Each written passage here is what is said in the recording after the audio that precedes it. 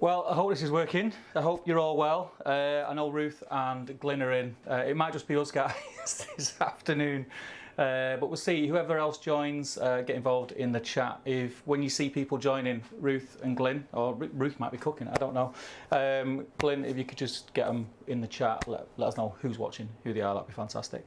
So, a little bit nervous. Let me know that the audio and video is fine. I had an absolute nightmare last night. I had it all set up on my laptop and it was working fine, dead easy to set up and unplug when I finished. And then last night I went to do a test stream, which Glyn knows about because he was good enough to jump in for me and check everything was working okay. And for some reason the audio wouldn't work with my laptop before I was about to go live. So I was panicking, I was going on YouTube. My laptop is it's a MacBook, so it's a little bit different than a PC, and I've never used a Mac to stream before.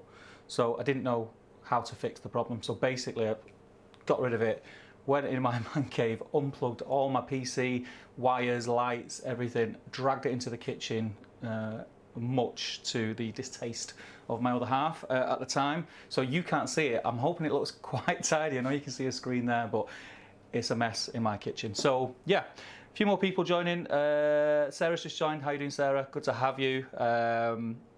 Yeah, so we're going to be doing a roast chicken dinner. This will be recorded as well, and we'll go on the channel. And what I'll probably do if I get time, I'll go in and edit out all the bits where I'm just talking to the chat. So you can always refer back to the video if you want to just cook you want to see it again whilst you're cooking. You can do. I'm hoping and keeping everything crossed, nothing goes wrong because I look like a right plank if it does. But it shouldn't do. We should be all right. The only issue that I did have was yesterday when I went to pick up a chicken. Today there's 2 adults and 2 kids eating here. Only wanted a medium chicken that will serve between 4 to 6 people, regular portions. Some people like big portions of meat, which you'd want a bigger chicken, but I only wanted a medium and nowhere had it. I went to Tesco, Sainsbury's, Asda and Waitrose. Nowhere had a medium chicken, so I had to get a large, which isn't a problem. It just means I've got to cook it for about an extra 10 minutes because of the weight. So I was going to do the stuffing first, then get onto this, but I'm going to get this out the way and get it in the oven straight away. You're cooking and in the chat too, so I'm assuming everyone can hear what I'm saying, everyone can see. Glenn was in last night, so he knows the setup kind of thing. This is the main screen when I'm talking to you guys and you guys are talking to me. I have this screen which should come on now, where down here you can see the hob. So if I've got something on the hob and I'm doing something here, you can see that. And then I've got the hob screen, and I'm hoping you can still hear me because me and Glenn had a bit of a problem getting this working last night where you could hear me on all the different shots. So I'm hoping that works. Do let me know. And that'd be awesome. So if you are joining and you're cooking along, even if you're not cooking along, if you're just popping in to say hi and show a little bit of support, do really appreciate it. Thank you so much. This is something that if it goes well, I want to do more of. So I want to do not just roast dinners, but I will return to roast dinners at another time, maybe do a little bit fancier. This is your bog standard basic roast chicken dinner for the family that you just can put together in 2 hours, done. I'll do fancier ones with nice cuts of beef, lamb, pork, things like that in the future if you want to see it. And other stuff, like I might do steaks, I might just, you know, different meals, whatever you guys want to see, I'll try and make it happen. I know Sunday's a bit of a funny day because it's a family day for most people. Everyone's got work tomorrow, so if you are joining me and you are in, thank you very much. So I did prep some stuff last night, which I'll get to when I come to it. Don't worry if you haven't prepped, it's fine. I'll talk you through the prep. The chicken. Now with your chicken, you can put it in a tray like so, put some oil or butter on the chicken, season with salt and pepper or whatever seasonings you like on your chicken, and that will be fine. What I like to do is make like a herb butter. So I've done this last night, and all it is Lurpak, the zest of 1/4 of a lemon, and then I've got some thyme in there, salt and pepper, and thyme and lemon. Yeah, that's all I've got in this one. And what I'm going to do with this, I'm going to put it underneath the skin. Again, you don't have to do this. So I know everyone's a bit weird about sometimes touching meat. I used to be the same. You don't have to do this. You can skip this bit altogether. I'm going to put it under the skin and over the top of the skin, but it gives you a nicer skin and a lot of flavour, and by putting it under the skin, the flavoured butter seeps into the meat and just makes the meat taste really nice. So in there's about 2 to 3 teaspoons of Lurpak, a couple of sprigs of thyme and, like I say, the zest of quarter of a lemon. So I'm going to put my gloves on because even though I'll do this, I still feel weird about touching chicken. Yeah, I know, I cook a lot, but I feel weird about it. So I'll get my gloves on, and these are the naffest gloves, they keep tearing, that I bought from Amazon. But we'll do our best. If these rip, they rip. I'll just do it barehanded, but it saves me washing my hands as well. So what you want to do, you want to go to the neck of the chicken and just push your fingers up. You've probably seen Jamie Oliver do this. Push your fingers up and separate the skin from the breast. There's like a membrane there, and if you just push through it, it doesn't feel very nice, but you know, you get through it and you're just creating a bit of a cavity between the flesh and the skin. I'll then grab some of this butter and push it in. I've got the butter at room temperature. This will be really difficult if you put it, I did it in the fridge and I got it out in time. Let's get rid of that.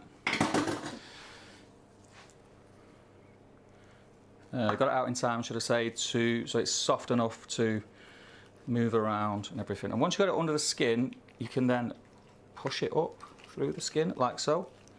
And once you've got that on there, you've done that bit, what's left, you want to rub this all over the chicken itself. Just massage it into the legs, all where there's skin and where there's a nice bit of flesh, whatever part of the chicken you like. I really like the legs and the wings.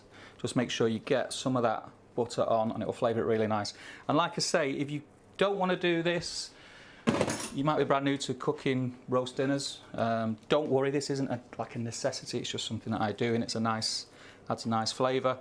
You can just do this with oil, vegetable oil, olive oil, and salt and pepper, and you'll get a nice crispy skin. So that is my chicken all buttered up. I'm going to get rid of these. Like so. It's really handy buying them, by the way, if you get some disposable gloves. Saves you washing your hands every 5 minutes. I'm going to put some olive oil in the actual tray. Stop your chicken burning, even though a lot of the juices will flow out and the butter's going to melt on there and everything. So even though I've done that, I'm going to season the chicken again. And don't be shy with your seasoning. If I start to go a little bit too fast, or I say something that you missed, or you want me to repeat anything, or go over anything, please do.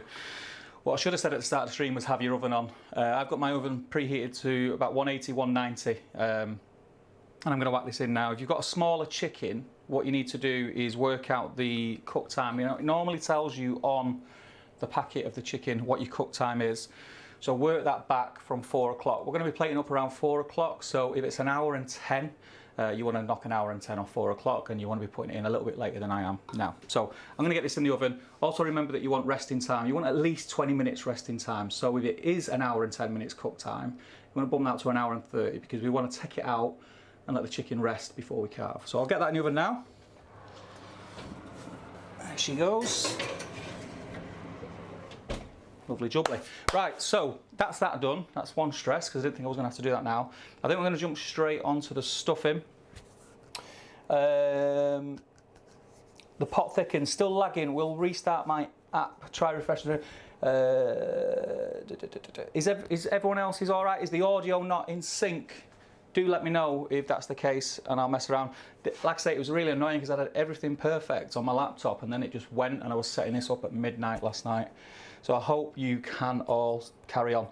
Refresh it if not, and let me know.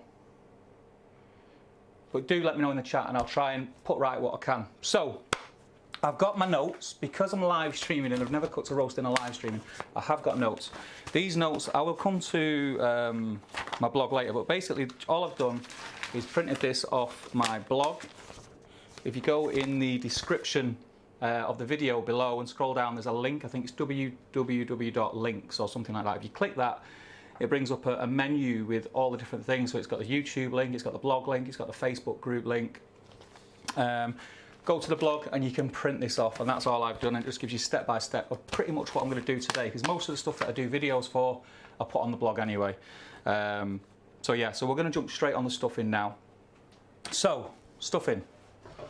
What you want is an onion and a half, 3 cloves of garlic, a handful of parsley, and depending on the size of the leaves, these are quite small, you want about 8 to 10 sage leaves. Now you can do this, you want a decent sized frying pan as well. We're going to cook this in butter, and we're going to get some breadcrumbs, which I've got around there. We're going to break that up into nice breadcrumbs, cook it all together, let it cool, add an egg, and then just leave it. We're going to whack that in the oven for the last half hour of the cook, but we'll get it all prepped now, and then it's done. You can use dried sage. It's all right. It's not as good. So what I'm going to do now is prep my onions. I'll jump back in the chat. So some are okay and some are not. Yeah, just check if you're you've got other windows open and stuff like that. When you're streaming, sometimes that can cause an issue. Oh, I've cut my onion at the wrong side. Stage fright. Okay, let's do this. We'll get our onions ready. I'll get them in the pan, and then we'll blitz up some breadcrumbs. So what you're going to do now is, I've got 2 onions. I'm going to use 1.5 onions for this, and I'm going to save half an onion for my cabbage or your greens, whatever. You might be having cabbage or greens, I'm not sure. I like both. Get these peeled and ready to go. I pre-peeled all my garlic, because garlic can be a nightmare to get the skins off, and especially that's all sticking to your fingers and everything. I didn't want to be faffing about and effing and blinding on stream. So we've got 5 people in, which is amazing, because I had this idea that I was going to start streaming, and I was basically just going to be here on my own. So thank you everyone who was tuned in. If you've not checked out the channel and the other videos, please do. Like I say, if you click the links below, you'll find that there's loads of stuff on there, and there's going to be loads more coming up. So let's get these chopped. You want a pretty fine dice for your stuffing. I'm not going to rush while I'm on camera and take a finger off, so I'll take my time.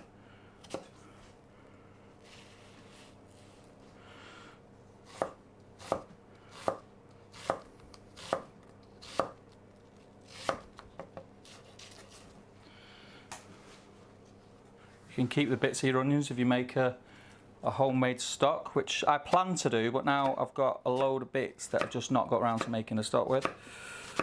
So I'm just putting them in the recycle bin at the moment.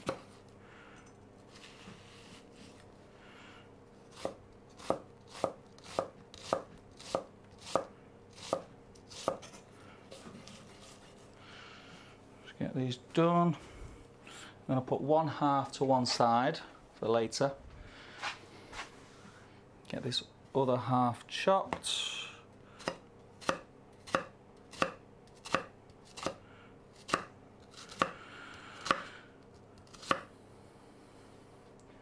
Video is 10 seconds ahead of the audio. Right, okay, give me, bear with it for a minute, because I can mess around that. Is that the same for everybody? Is the video and audio not synced?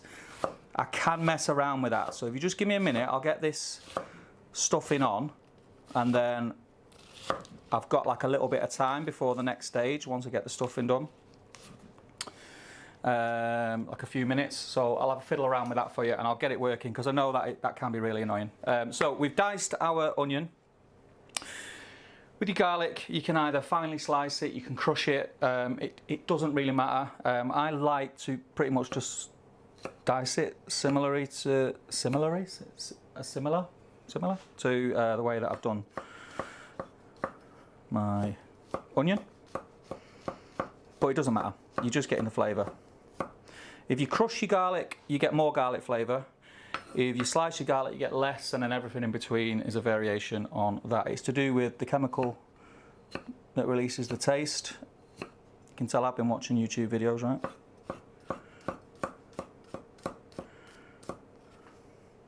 So I'm just doing like a rough chop.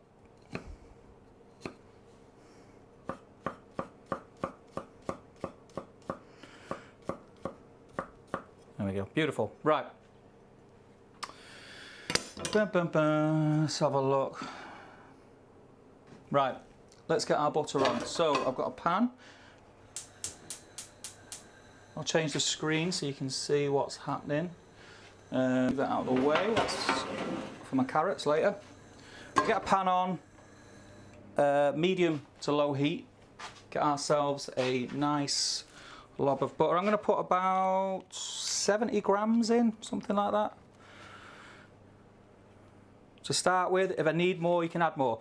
You're best off doing that, and then if you need more, add more rather than putting too much in. Give my knife a wipe. Then I'll try and sort this audio out for you in a second.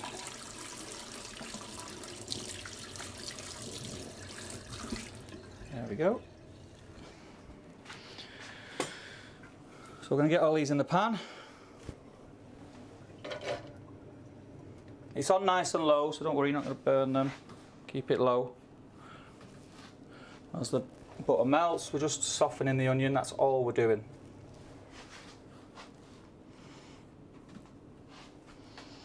Leave the garlic back for a minute.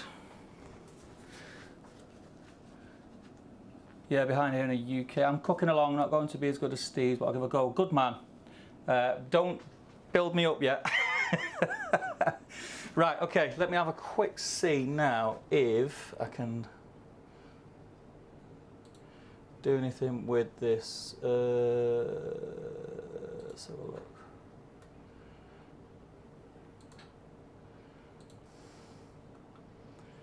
Main cam, right? Sync offset. Let's try that. I'm going to clap. Just tell me if that's any better or any worse. With the sound synced with the video. But thank you for being patient, and we'll sort it throughout the stream, and then I know for next time so it won't happen again. Because it's set up on the PC, it's different than it was on the Mac. It was fine on the Mac till it just went pear-shaped and stopped working. So we're going to melt that butter down. Whilst that's on, what I'm going to do is come over here. Let's have a look. Now I've got myself, and I pre-sort of rough chop this. This is a farmhouse loaf. It's about 300 to 400 grams, so it's a small loaf. You may not need all the breadcrumbs, but you know, I like mine quite thick and chunky. So I've rough chopped it. We're going to put that in a food blender. I'm going to blitz it to create the breadcrumbs. So you just add it bit by bit. I'm going to do that now. It'll probably get quite noisy, but that's fine. Where's my spatch? Get this all moving. As that softens down,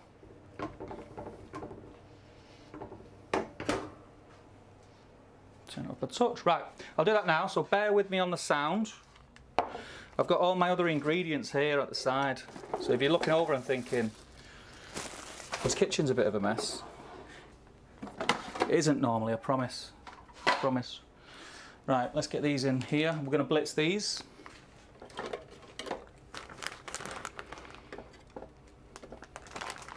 And again, with the stuffing, you can pretty much put what you want on it.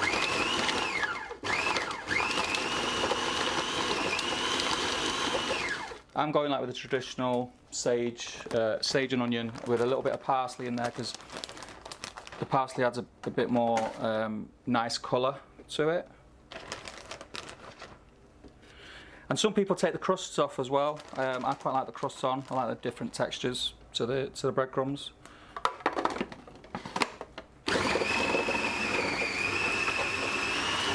I'll try and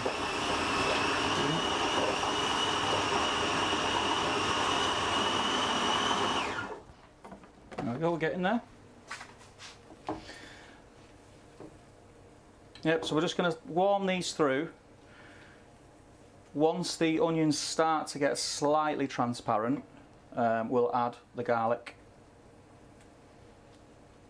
We'll let that cook through a little bit before we add the actual herbs. Get some more of these breadcrumbs. This is so much easier when you're when you're just doing it without a camera on you. Okay, so I had a 400 gram loaf, and normally I fill this with breadcrumbs, and that's plenty for me, probably more than enough.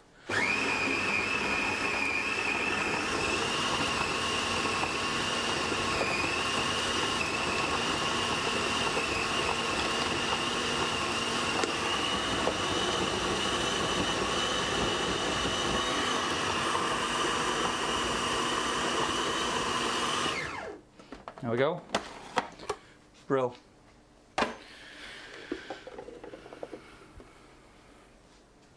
So that's my breadcrumbs. I probably won't add all of those. I'll add them and see the consistency and see how we go.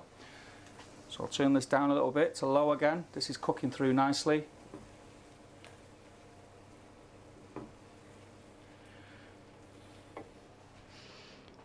Did that, me fiddling about with that sound, did it change anything? Is it still slightly behind, or? 10 seconds is quite a lot, right? So it's going to be really annoying, so I do apologise, but we'll sort it out. So in goes the garlic. As that cooks, the garlic flavours will release. They'll start to combine with the onions.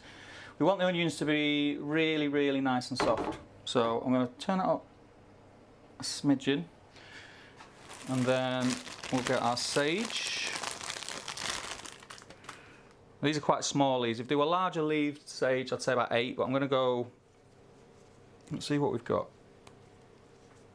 You don't really want the stems, you just want the leaves.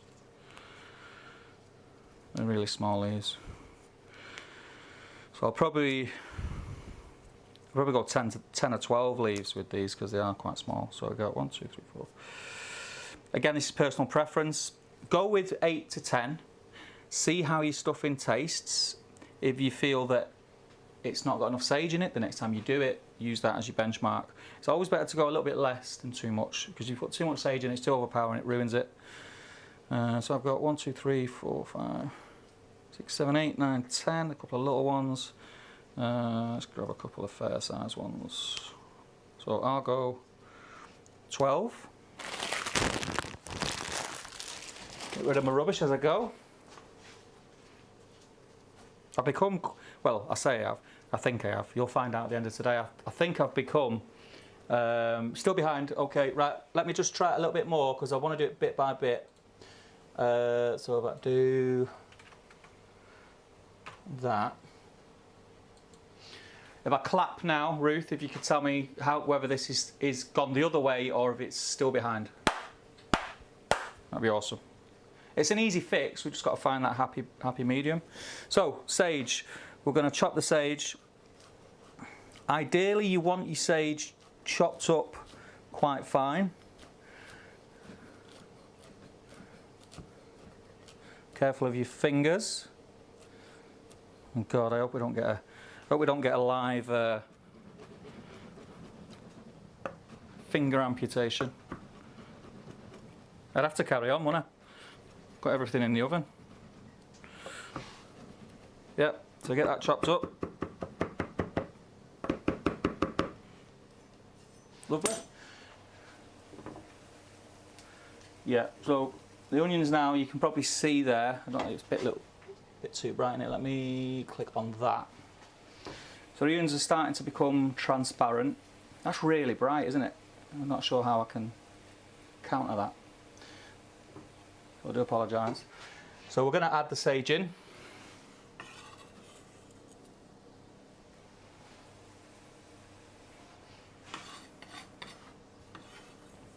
Get every last bit.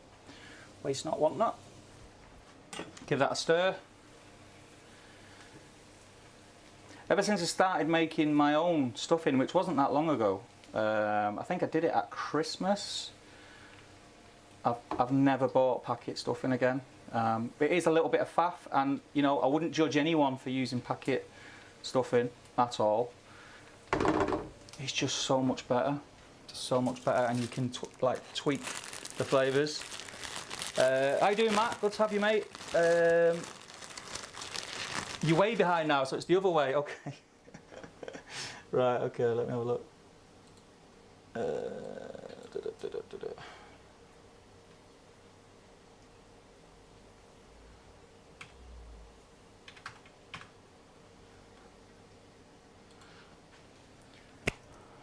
Oh, do you mean you're still behind for me, but you're still clear and showing what has been done? Warwick, Justin Alder, do you want me to pick up some smashing case? Warwick's a good pal of mine. He lives across the road, so he's been a little bit cheeky. He's not cooking along. You're not cooking along, Warwick? I'm disappointed, mate. Right, so handful of parsley. Let me know. Hang on a sec. And Sarah, don't worry.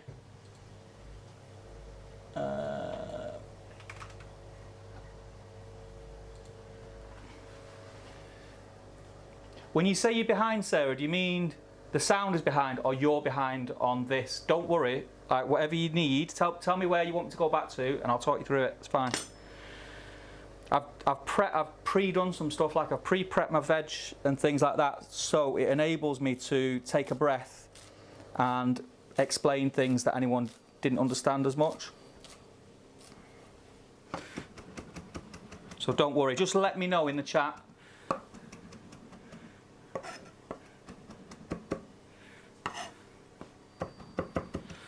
So chopping up our parsley, about the same amount of parsley as you had sage.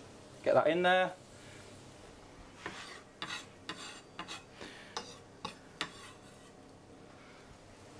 There we go.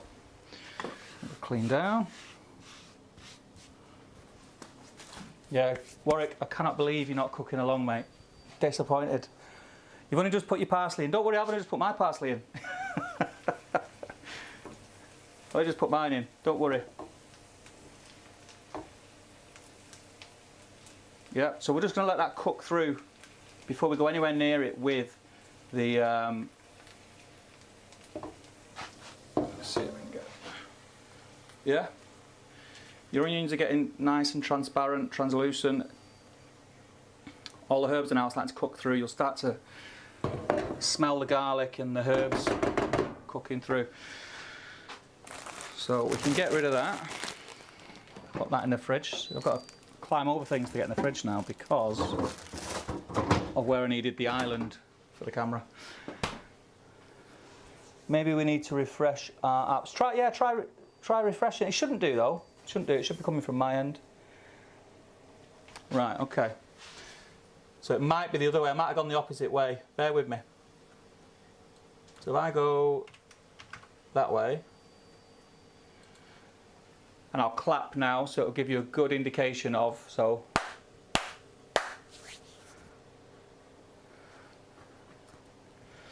You shouldn't need to refresh your apps, Ruth. It'll be from my end. It's from my streaming software. Once we get that happy medium, we'll be golden. Right, okay, so let's have a look. While that's cooking now, we get our breadcrumbs.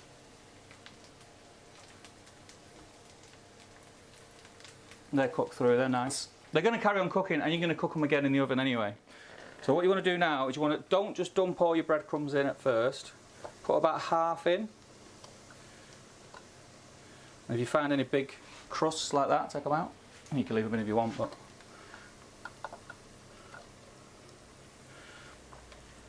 And then stir in your breadcrumbs, and what you want ideally is all the bread to soak up all the butter. Now the butter is going to be full of the flavours from the onion, the garlic and the herbs, and this is what you want. And it's at this point where you'll know whether you need more butter, and it's fine to add more butter at this stage. I think I like quite a loose stuffing with a crispy top. That's how I roll with my Sunday dinners. So I think I'm going to add a smidgen more butter.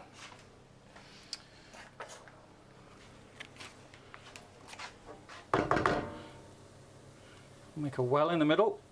So that's what I plonk butter on the breadcrumbs, otherwise just them breadcrumbs will soak it up.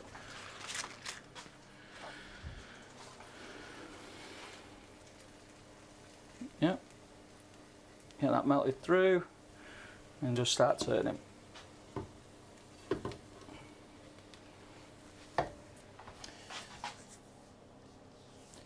25 seconds behind. Okay, and is that more or less than it was before? Because I'll know which way to go then.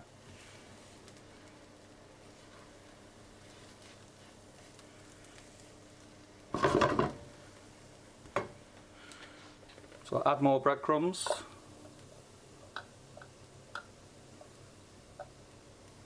And I think that should be it. Now, once you've got all your breadcrumbs in, you can take it out there if you want, and that'll work fine. What I like to do is kind of toast the bread a little bit in the pan. So I'm going to get it thoroughly mixed.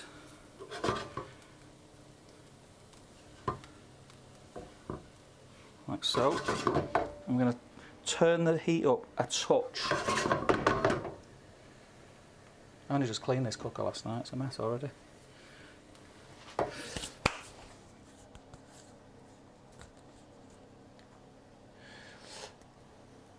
So that's more, right, okay.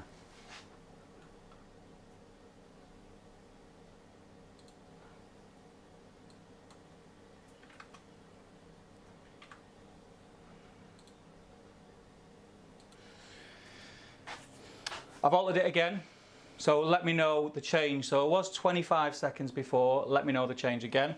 And let me know how you're getting on with your stuffing. We've turned the gas up a little bit. We're now just going to get it so the bread starts to toast a little bit. I was fully expecting teething problems with it being the first one. So I do apologise, but once we get them nailed, we're done. Nathan's in. How you doing, Nathan? I'm trying to enjoy myself, mate. I'm sweating a little bit already. Yeah, so Sarah, if you could let me know, it was 25 seconds behind. So the sound was 25 seconds behind, is that correct? Well, the video was 25 seconds behind. Awesome. We'll get there, we'll get there. Right, so whilst that's toasting, let's get on to the next bit. Now, we're going to parboil our carrots and potatoes, which last night I pre-prepped. So basically, all you're going to do is you're going to peel your veg, not your, well, you can, I suppose you can do your broccoli and your cauliflower now. I peeled and sliced my carrots, peeled and chopped my potatoes. I like my potatoes just slightly bigger than a golf ball size. It's just how I like them. You might like them bigger. You chop them however you want, but what you need to do ideally is chop them all to a similar size so they all cook at the same time. So I've got them in a pan with salted water. When it comes to salting your water, you want the water to taste salty. So taste it. Get a spoon in there and taste the water. Don't just put a pinch in. You want the water to be salty. This is going to add flavour to the potatoes and they won't be bland. You can actually add whatever you want to your boiling water. You can put pepper in there, which I do sometimes, but this is just salted water. We're going really basic. So salted water on the potatoes, salted water on the carrots. We're going to get them on the hob. I'll move my tray, which is for the carrots. Let's get our hob on.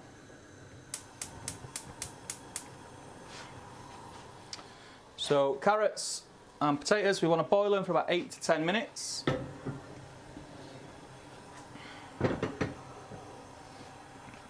But we're not going to start timing that till that water starts bubbling, which will probably take 3 to 4 minutes anyway.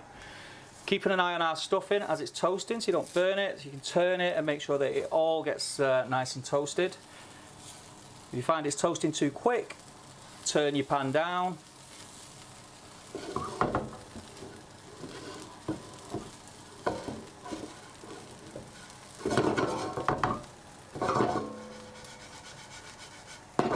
Yep, we're nearly there on that. Okay, so what I'm going to do is, getting ready for that stuffing, is get myself a bowl, any bowl you want, any size you want. This is probably a little bit big for 4 people, but I like stuffing. I'll have like leftover roast chicken and stuffing sandwiches tomorrow. Get yourself a bowl. Where's that butter?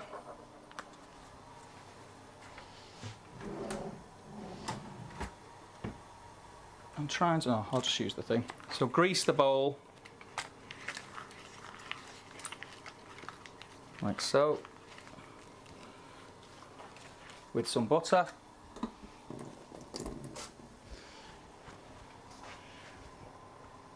Peeling spuds now, Green Tree. Good man, don't worry.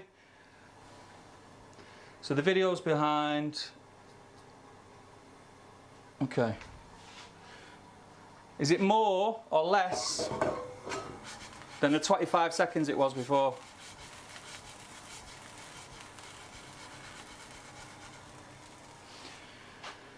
Our stuffing is now going to go into the bowl or the pan that you're going to cook it in.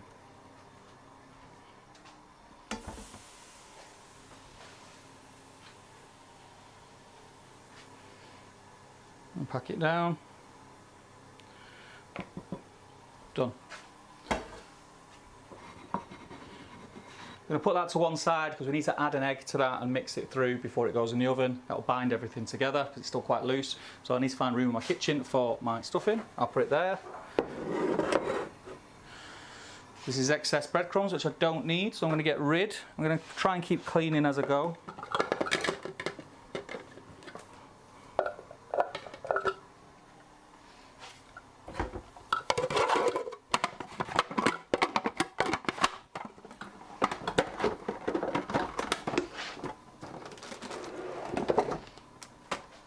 Yeah, the sound, we'll sort the sound out, don't worry.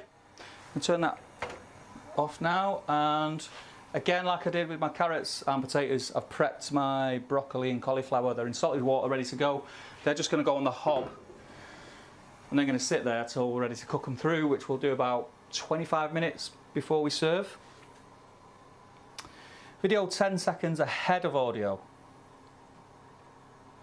Hang on a minute.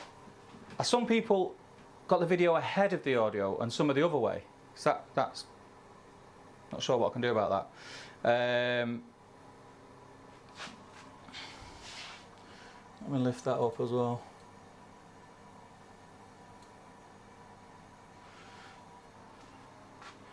Video 10 seconds ahead of audio. So that's less then, right?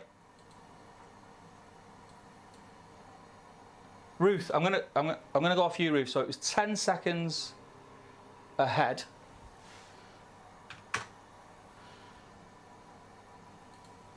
Let me know how it is now. And I hope Sean's well as well, by the way, Ruth. I hope he's watching along and he'll cook you a dinner one of these Sundays. Right, so we're cooking. Our veg is on, getting ready to boil. We're going to keep an eye on it. And as soon as that water starts to be like on a rolling boil, we'll start the timer. We'll boil them for around 8 to 10 minutes. We'll then strain them in a colander over the sink. And while I'm doing that, I'm just going to rinse through my pan that I've cooked my stuffing in, and I'm going to pop it in the dishwasher. See, this, I'm even like showing you how to be like a housewife and that. I'll have a little wipe down.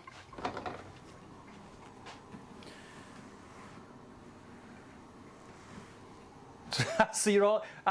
So I'm not going to be able to please everyone, am I? This must be something to do with your internet connections then. Must be. I think what I'll do next time is get Warwick in, who's now in Aldi, and he can do that bit for me and chat and tell me what things coming in. My video is ahead of audio. Right, let's bear with it. When I've got a little bit of time and I've got less to get ready and show you, I'll tackle it. Is everyone who's cooking along up to date? Are we at the same stage? If not, and you're struggling or you've missed something, ask away and I'll get it sorted. Give one knife a clean.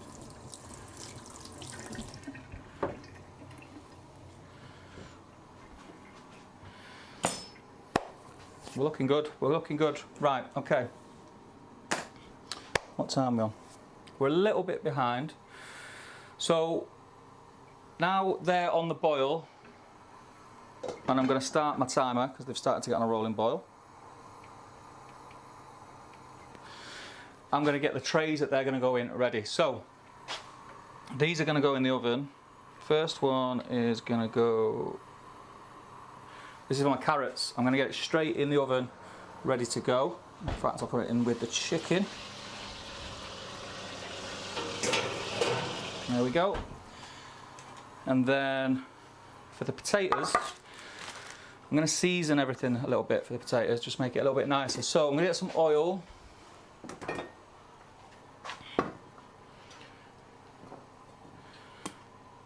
You want enough oil to coat the bottom of your tray. It's quite a bit, it feels like a lot, but trust me, you need it. If you want the perfect roast potatoes, you need a lot of oil.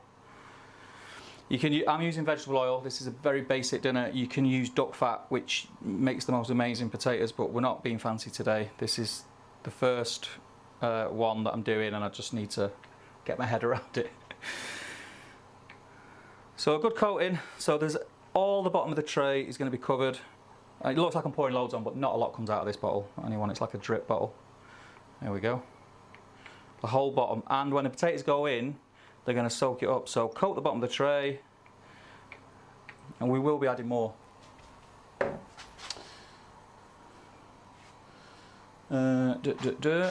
Done. I have got 6 cloves of garlic here. I'm just going to crush them and pop them in the oil.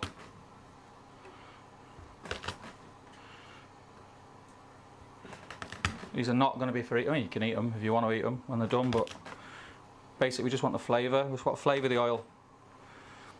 So they're in. And then I'm going to use some rosemary because I really like rosemary with my potatoes. It's just really nice. Chop up some rosemary. Good man, Nathan. Good man. How's the sound for you, Nathan? Is it out of sync? Is the video ahead of the audio?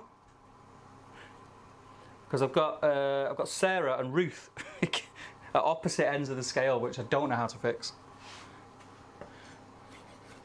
So we're going to dice up your rosemary.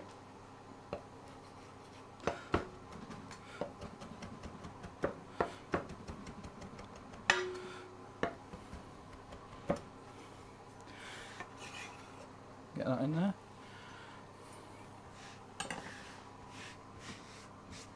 There we go.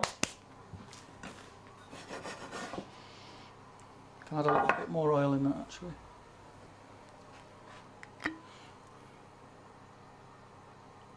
There we go. Get this in the oven for about the 10 minutes that the veg is going to be boiling, and then it'll get the oil nice and hot. And what that does is, as soon as you put the potatoes in or your carrots in, it starts to cook the outside and make them nice and crunchy. So we'll get that in.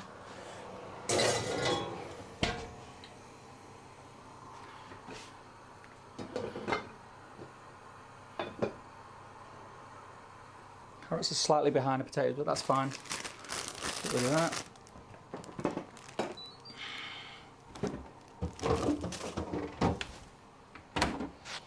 I'll tell you what we can do now, actually. You've got goose fat, good man, good man. I don't need that screen on now, do I? You don't need to see what's on there just yet. So I'll get rid of that for a minute so you can see what I'm doing on here. Yeah,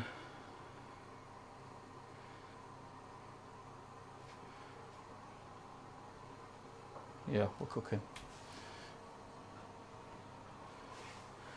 Audio out of sync. It's behind the video, slightly out of sync, but not muted.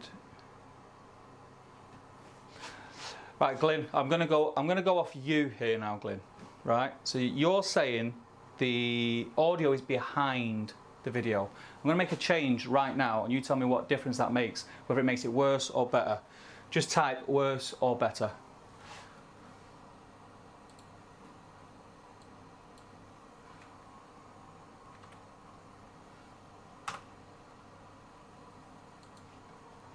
Does that make it worse or better? 90 is in. That's amazing. Thank you everyone for tuning. I was really worried that no one was going to tune in, and I was going to be like Billy No Mates on my own. So thank you. Right, I'm going to refer to my notes because my head's a little bit like mush, especially with these audio issues. So we're on the boiling.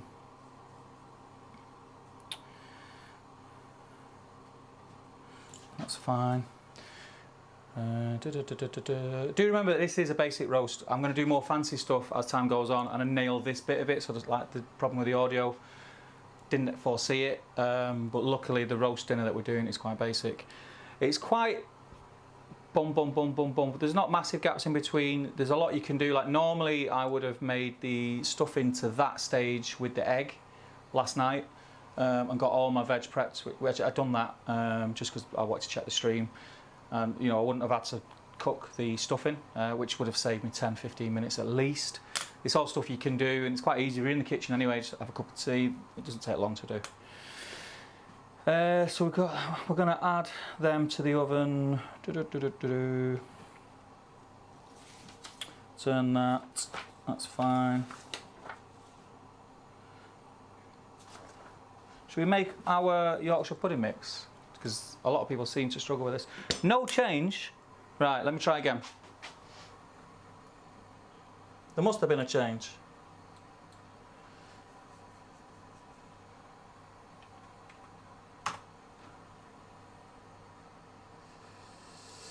How is that, Glyn? Let me know. Change or no change, better or worse.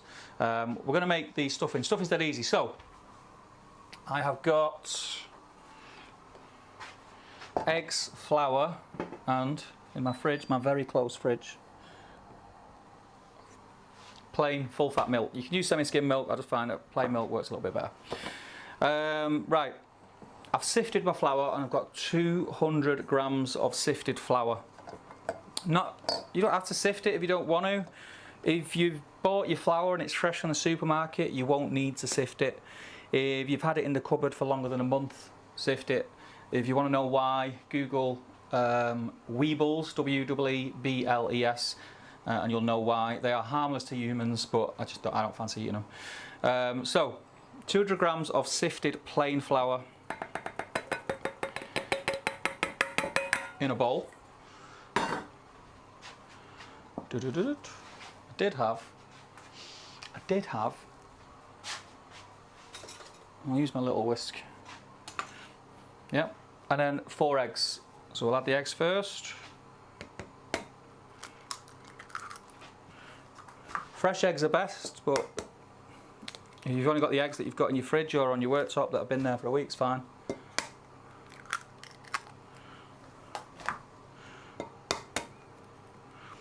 I find that older eggs don't rise as much. They still rise, they're still perfectly good Yorkshires, but they just don't rise as much. Pepper, no salt yet. About 10 cracks of pepper.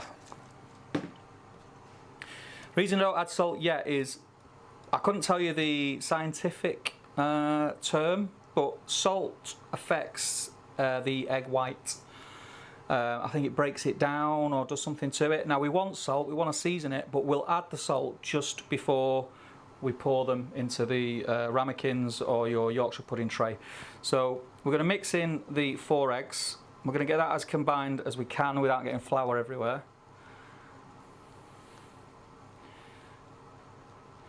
Green Tree says, normally I'd save the goose fat for Crimble, but today's a special occasion, right? Yes, it is, mate. It is. Fair play to you. I'll be doing like posher roasts in the future, I think. I've got my eye on doing a 4 rib of beef as a roast. It's quite an expensive cut of beef. So obviously I didn't want to do that as my first live stream in case I cocked it. So, yeah. Good to have you in though, Green Tree. So, all right, Glyn. So that when you said when I said that and I changed it again, did that make it better or worse?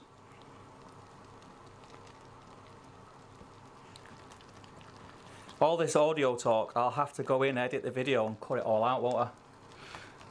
We've spoke about audio more than cooking. How are we all getting on? Sarah, are you all right? Are you keeping up? Has everyone gone chicken, by the way? Is everyone doing it like step for step, or is there certain bits that you've just tuned in for, or have you just tuned in to watch me stress? Generally combined. Okay, so that's... My carrots aren't quite ready, so what I'm going to do is I'm going to turn down my spuds. In fact, yeah, I'll turn down my spuds. They're fine while I mix this. We're going to add the milk. 200 millilitres of milk, so you've got 200 grams of plain flour, 4 eggs, pepper, and 200 mils of milk. We're going to add probably a third of it first.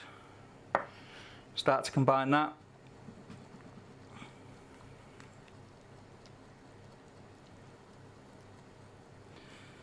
If you add it, there's no reason for adding a third other than the fact that if you add it all, it starts splashing around when you try to whisk it. There we go, and then another third. And you can tinker with this as well. If you want like monster Yorkies, put less flour in. Maybe, I don't know, about 170 grams of flour. And a smidge less milk, but the same amount of eggs, and you'll get like monster Yorkies. If you want them like smaller, if you like them smaller, put one less egg in. Just play with it. There we go. Turn that off. Rinse that through. We're cooking. So we're going to mix that. I can turn them down now. Mix that through. Get it nice and smooth. You see that? Just want it nice and smooth.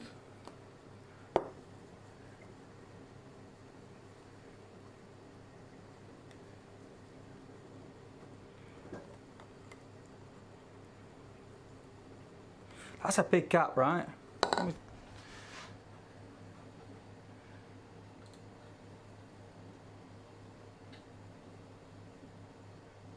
And is it still the same, that? Let me clap now. Nathan, you're not cooking, so it's easier for you. I'll clap and tell me if it's worse or different than it was when you replied. It's really annoying that. 20 seconds is a lot of time.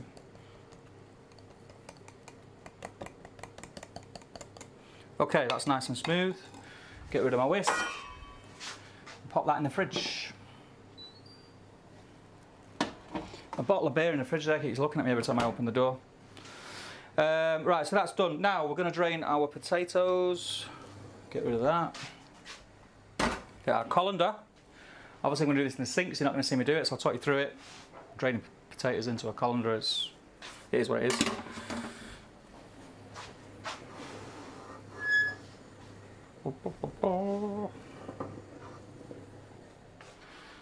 Try not to let them, because you've boiled them for like 8 to 10 minutes, they're quite soft, so don't sort of like bundle them in.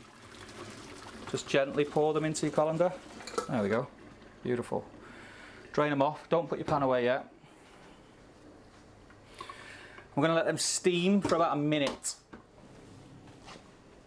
That takes the rest of the moisture off, and it also makes the edges really nice and fluffy. The moisture is what stops them getting crispy, so we want that to evaporate in the steam. Turn that down a little bit. It's going to be the same with the carrots. These started boiling at a later time, so I've got a bit of an overflow. Get rid of that. We're doing well, we're doing well. We can get the egg in that stuff in a moment. Ideally, Warwick, I normally do it the night before and leave them in, but I'll be totally honest with you, if you watch some videos, they're saying like the night before is best. I don't notice a massive amount of difference. As long as they've been in the fridge for about an hour, and then you're pouring them from the fridge into the hot oil, I've never really had a problem. I'll notice that much difference. Don't despair or stress. With a recipe in front of us and seeing how you're cooking each step, it'll work. Yeah, it will do, but it'll just be, if I iron it out now, next time I do it, then it won't be a problem. Saw the clap about 20 seconds before I heard it. Okay, let me. So Nathan, bear that in mind now.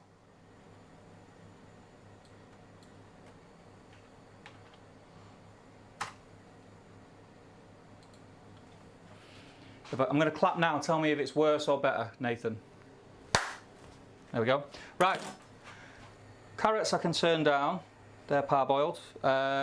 Potatoes, I don't know where you're going to be able to see it, but you kind of start getting all these like crusty bits already on the edges of the potatoes. That's what you want when they start to steam. We're going to put them back in the bowl. In the bowl, what am I about? In the pan. Rinse our colander out, get all that potato off. Unless you like crunchy potato bits on your carrots. Lid on. And buff them.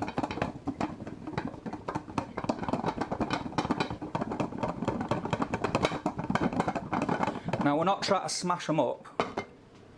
We just want to rough up the edges. Can you see that? I'll put my thingy cam on so you can see. Just steam up the camera that now, all steam. That's what you want, right, okay, perfect. So from there now, I'm going to get my oven glove. I do this before I do my thing, and I want the tray for my potatoes, which I put if you remember, I put my garlic and my rosemary in. It's still the same, Nathan, that's weird. Okay, now this is going to be red hot. Yeah, this oil is very, very hot. You need to be very careful. Take your time, use an oven glove, be very careful. I highly suggest you don't just pour these in. Get some tongs, because they're quite hot themselves, and get them in the oil. Just pop them all in.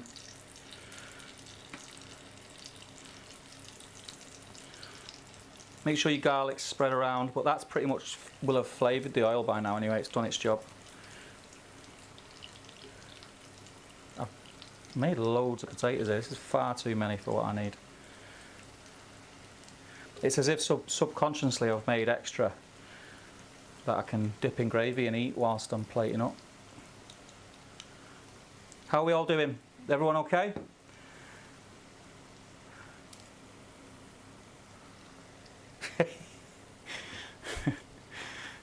I do apologise, Sarah, this will be ironed out by the end of the stream and before the next one.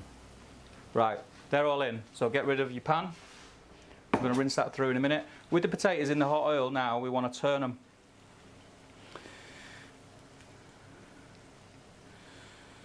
And get oil over every side of the spuds. Yep. It's basically, you're turning them, you're basically basting them. If you've got your oven glove on and you've got a large spoon, you could just get the oil all to one corner and baste, but with it being hot oil that's just come out of an oven at 190 degrees, it's just a lot safer to keep it flat on your worktop, your work surface, your chopping board, and do it this way. It's not nice to get burnt by hot oil. Yep. Now what you'll notice as well when you turn these now, these potatoes are sucking up that oil, so it looked like I had loads of oil, which I did, but these are sucking it up. So what I'm going to do is once I've got them fully coated, I'm going to add a little bit more oil, because they'll continue to suck up the oil, and that's what makes your exterior of your potatoes crunchy. So spread them out as best you can. I've got quite a lot in here. Ideally, you don't want them touching. If there's that many, or you've got a small tray and they're touching, don't worry about it, it's fine. But perfect scenario is they're not touching, because if they touch, them edges won't crisp. Okay, put that there. Oven glove on, don't forget, I've done that before. Oh, I said I was going to add more oil, didn't I?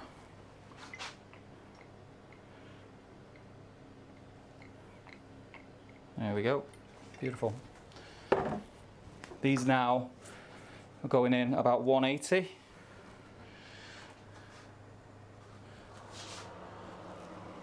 There we go. Cook through. And we're going to do pretty much exactly the same thing now with the carrots. Just jump in the chat.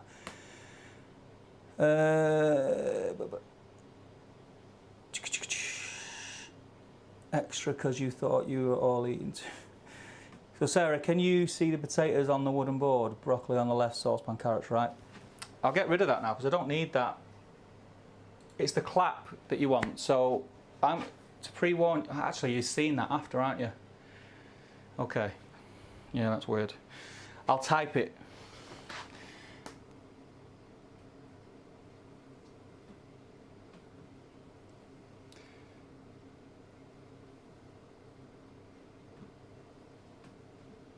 Because you're seeing me clap before you hear me say, tell me what the difference is. Right, I get that now. Tell me the delay. Wait a minute, let me alter that. So if I go...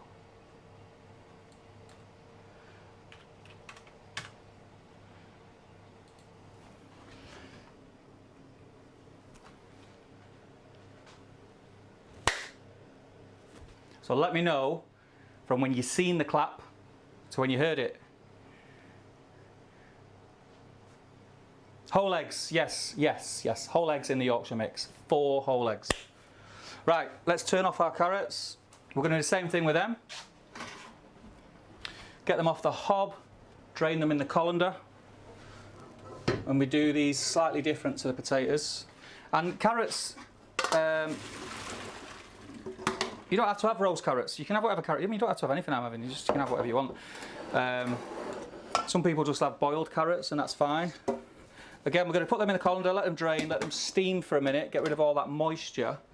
I love roasted carrots. I just think they're amazing, and especially the way I do them with a little bit of brown sugar and honey. They're just fantastic, and just add a flavour to a roast dinner that is very different to everything else on your plate. So I like that. Typing and clapping is 16 seconds. Okay.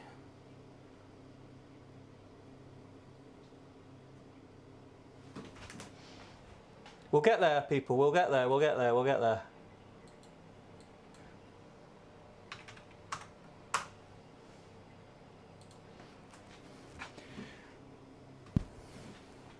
Here we go. Now let me know the difference. If we get to around 5 seconds, I'm happy with that. As long as it's not 25, that's just crazy. We're going to come to a point of the cook in a minute where I've got a little bit of breathing space and I can chat to you guys and see where you're up to and catch up on anything. There's a 20-second delay between me actually filming this and you guys seeing it, so me just clapping, then I'll have to wait and see what you say. So, carrots. Let's get our tray out for our carrots. So again, oven glove, don't forget. I'm not trying to teach you how to suck eggs by reminding you, but I've done it before, it's not nice. Woo.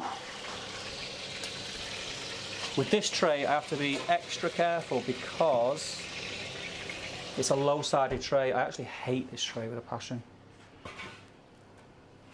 And I've dropped it before now. Christmas Day, dropped it. Nightmare. Right, carrots.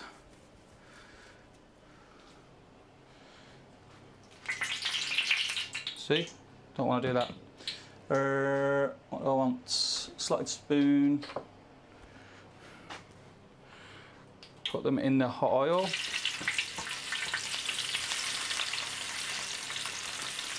Gently.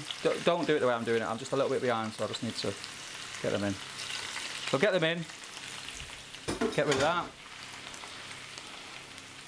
Spread them out.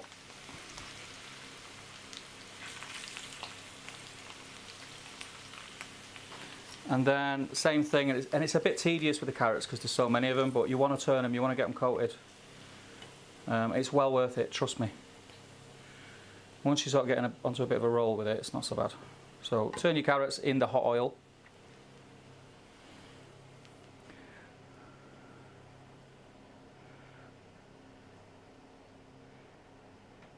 So is that worse then? Was that worse then?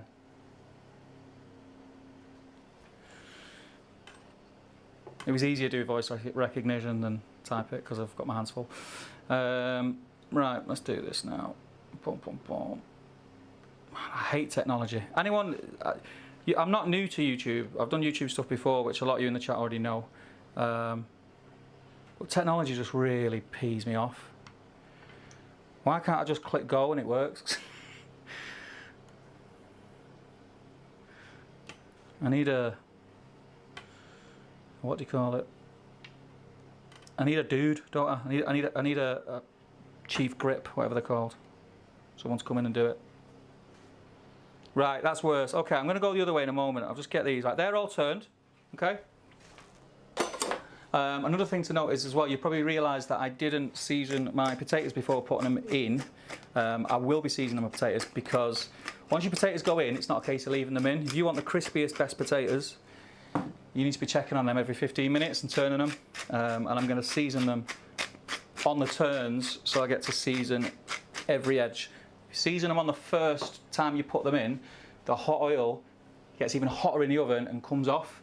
So what we want to do is we want the potatoes to soak that oil up so that they're constantly oily, which they will be when we get them out again, and then add the seasoning and it stays.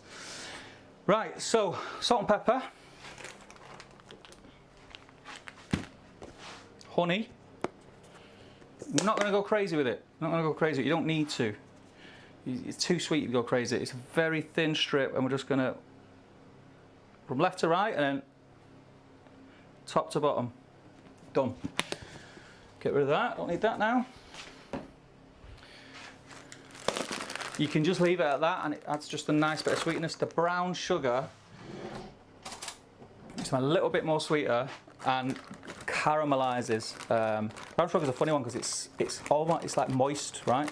So you want to make sure it's not all stuck together, and then it's just a case of trying to not have clumps fall off like that. It's really hot and humid in there. Normally I have the windows open, but because I'm filming, I don't want people walking past thinking, what is this guy doing? A little bit on there. So it's quite humid, so this sugar is really stuck together. But that's done. Right, get rid of that. Cleaning as we go, because you get stuff out, it just gets on top here. Gone. Oven glove back on. Oven open. I'm quite lucky, I've got 2 ovens. If you haven't got 2 ovens, you can put your carrots and your potatoes in one tray and ignore the honey and the sugar, and they'll be perfectly fine. Chicken's looking really nice. Right, so that seemed worse. Okay, I'm going to go slightly the other way then, right? Because I think we're at the point now where we may be there. Voice recognition is. I'm going to clap again. Are you ready? Okay, here we go. So let me know, is that now better than it was the last clap? Are we getting to that point where they're lining up? So we've got, what are we up to? Veggies in, chicken's in, stuffing has cooled. We have to wait for it to cool, otherwise you cook the egg. So get yourself a nice fresh, these are nice eggs, free range. Fresh egg, crack it in, and we're just mashing it up, mixing it. If you want to put it in a cup first and mix the yolk and the white, feel free. I've never bothered. As long as you give it a good mix, you're good. And when the egg goes in, now you're like, ah, that looks familiar. Now it looks like stuffing. Yep. The smells are just crazy.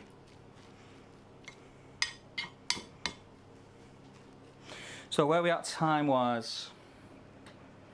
3:10. It's gone quick, right? That chicken's going to be coming out of the oven in about 20-25 minutes. So again, make sure this is fully combined.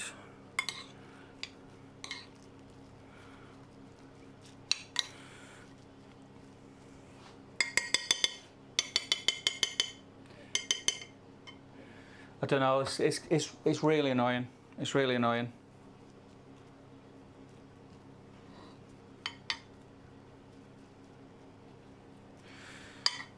So there we go.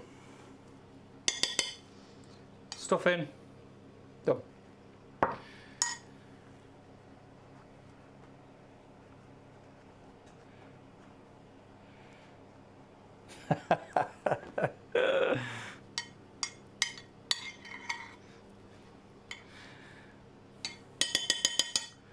Right, this can now go in the oven because stuffing, once it's ready, you can take it out.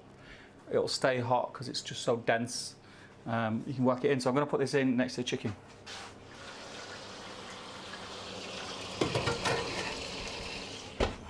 Beautiful. Right, let's see where we're up to on my list.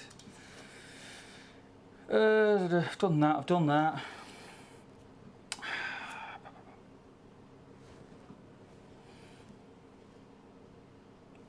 Right, okay. It's a lot, isn't it? It's a lot. Okay.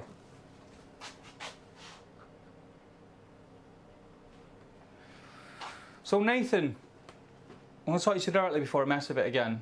When we were doing it, did I go too far one way, or has the sound always been behind the audio?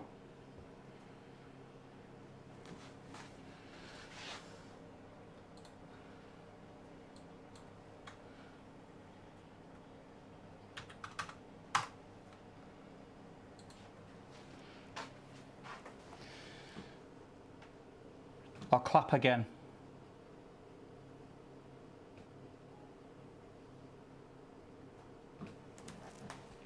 Okay, so let me know now.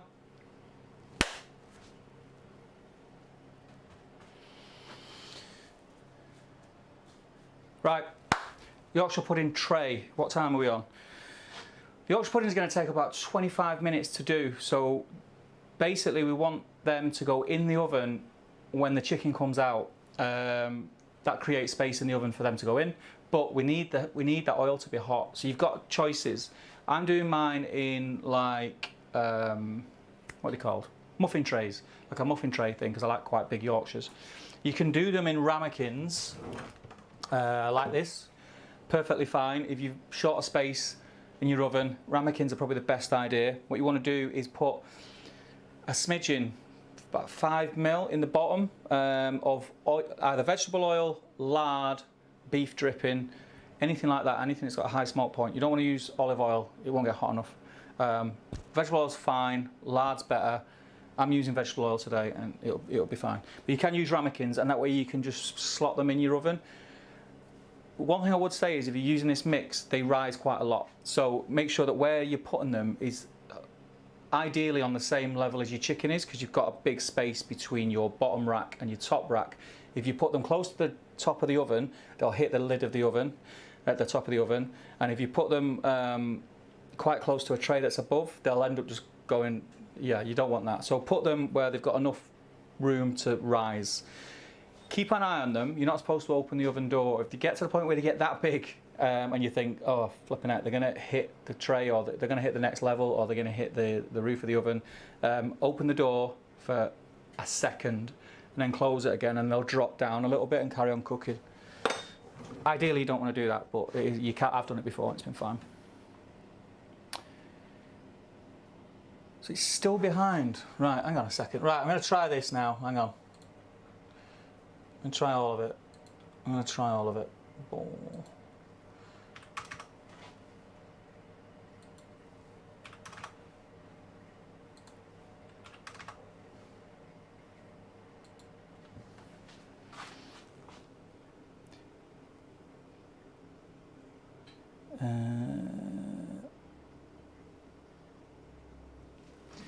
I'll clap again and tell me if it's any better or worse.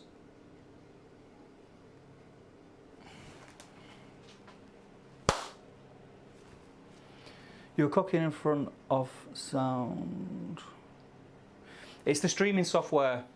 I have had this problem once before, not to this extent. It was about 3 or 4 seconds off, and it wasn't cooking. It's the streaming software that I use, and because I'm using a microphone that's going through the camera, because I can't plug the microphone direct into the PC because it's not a USB. Yes, yes, yeah. You can Goosefat's great for everything. You can use it for everything. So I'm going to get my Yorkshire pudding tray ready. Here we go. And this is the amount of oil that you want in. Can you see? I don't want to spill it. Yep, a little bit of oil. That needs to go in the oven 10 minutes before we're going to actually put them in the oven, the Yorkshire puddings. So ideally, what we're on there, I think what we'll do, we'll turn the veg and then we're going to whack those in. It's still the same. I don't know. It's something I'm going to have to work on. It's something I'm going to have to work on. That's a pain. That is a pain.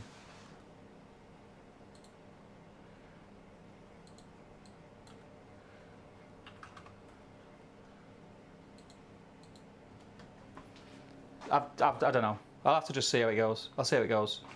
I need to get these vegetables turned, so I'll do that first and then I'll jump back on it. So we put the potatoes in first, so I'll tackle them first. Get rid of the steam. Oh yes, oh yes.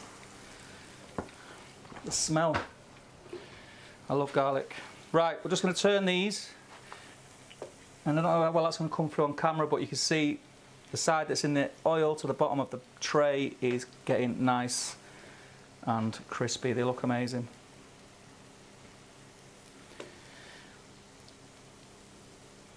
Sarah, how are you getting on? Is everything up to date? Apart from the sound being a pain in the bum, which I will iron out.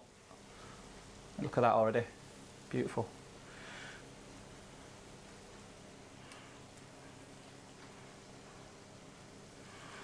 I think we should have a vote as well. As 9 of us in. One of them's Warwick.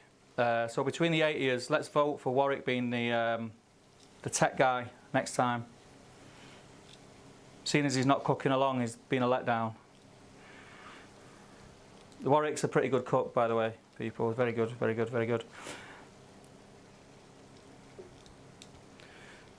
There we go. They're looking good. Right.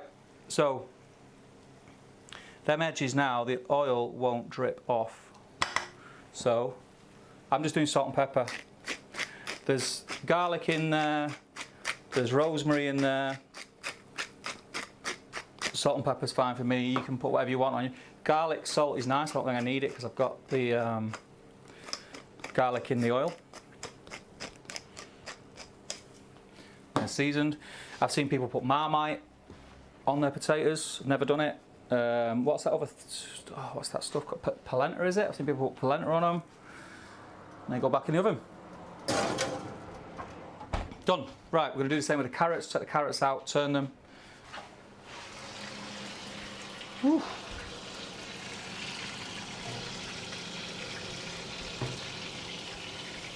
Very careful with this tray. It's so shallow. And again, this is tedious with the carrots, but keep turning them.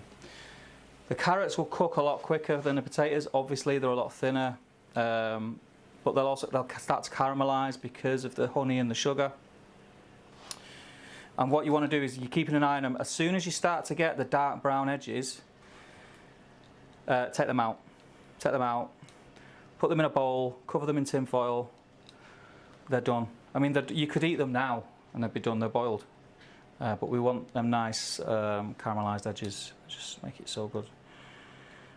Yeah, some of them are starting to be cooked through, getting a skin.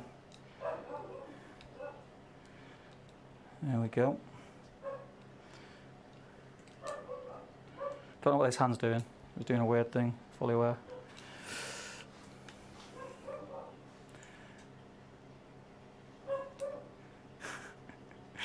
You've got to come on, Warwick. The people are going to speak. They need you. They need to see you on camera.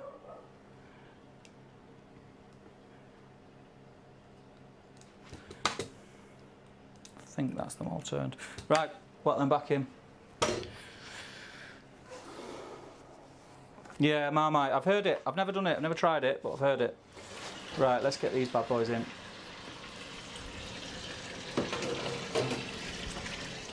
Okay.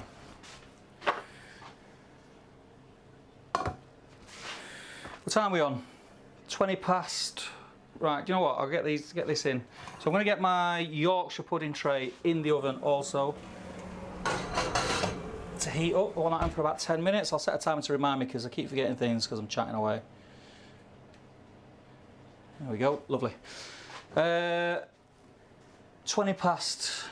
I'll tell you what we'll do now then. Get our cabbage ready.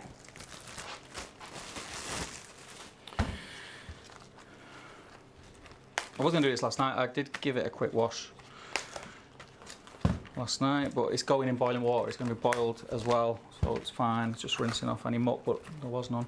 So I'll get the leaves off. I love cabbage, but not everyone in my house does, so I tend to not do a massive amount of it.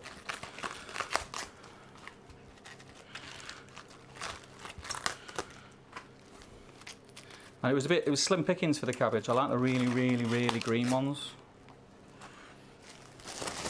So, knife. And again, you can just slice these up, put them in the pan, fine. I cut the spine out. I don't mind the spine, but to get my kids to eat this stuff, they moan about the spine, so I get rid of it. So, cut the spine out, or leave it in, whatever. And it's going to be a rough chop.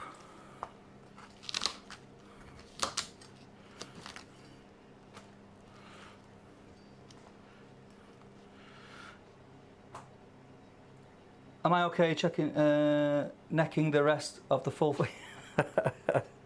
Yeah, mate, fill your boots. Fill your boots. I'm going to crack open a bottle of beer in a minute. I'm hot. Hot, and the sound issue is stressing me out.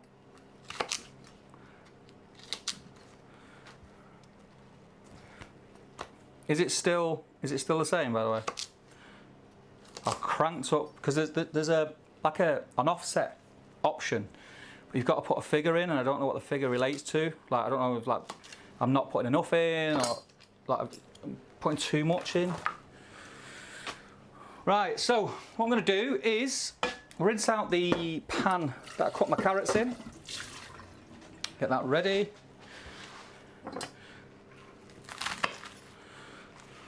And rough chop.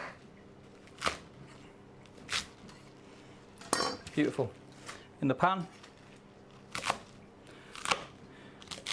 Warwick always takes the mick out of me because I come from an Irish family, so we generally cook vegetables to death. I like my vegetables past al dente. And the half onion that we had.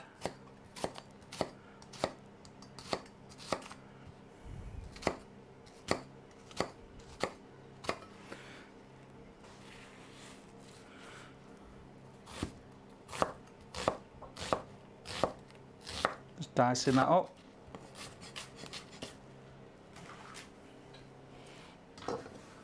And in the pan it goes. And when you cook this, all the colour from the cabbage will come out. So my mum, see if I can get it now because I need to get this cable out of the way, taught me a little trick that if you just put a pinch of bicarbonate of soda in,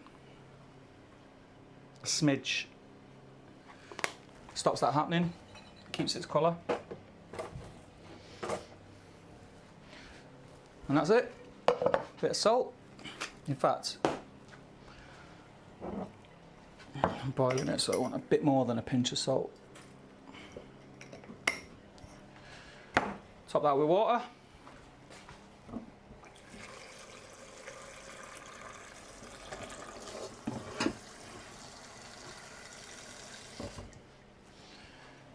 Get that on the hob. What I'll do, I'll turn that on but very, very low, and then when I'm ready to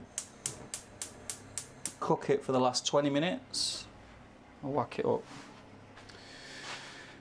Right, get rid of that in the recycle bin.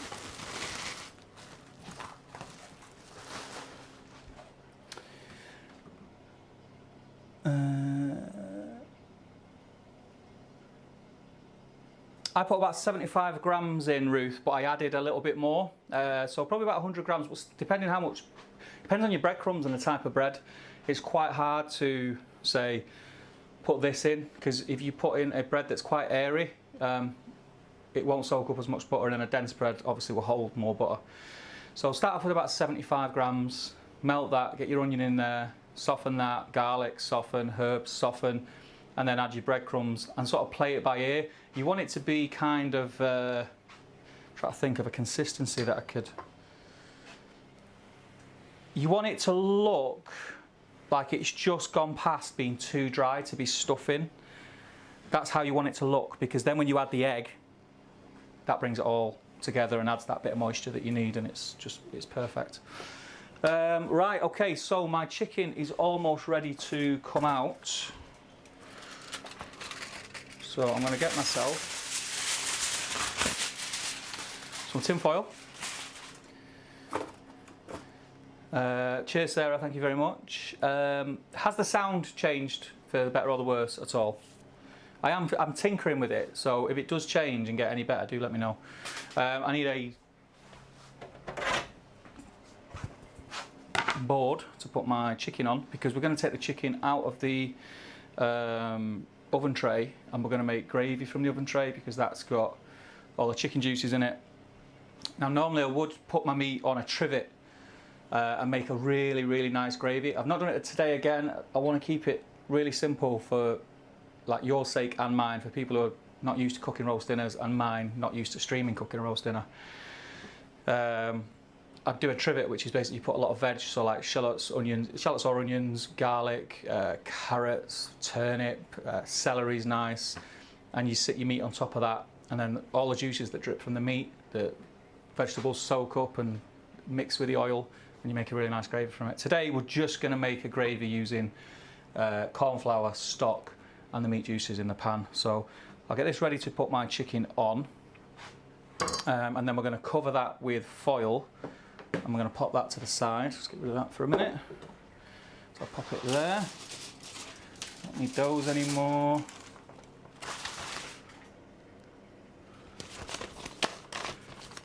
And what we'll do is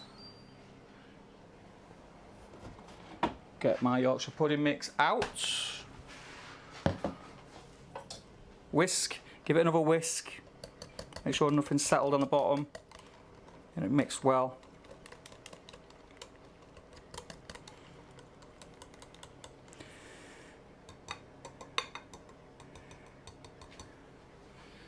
Thanks, Glenn.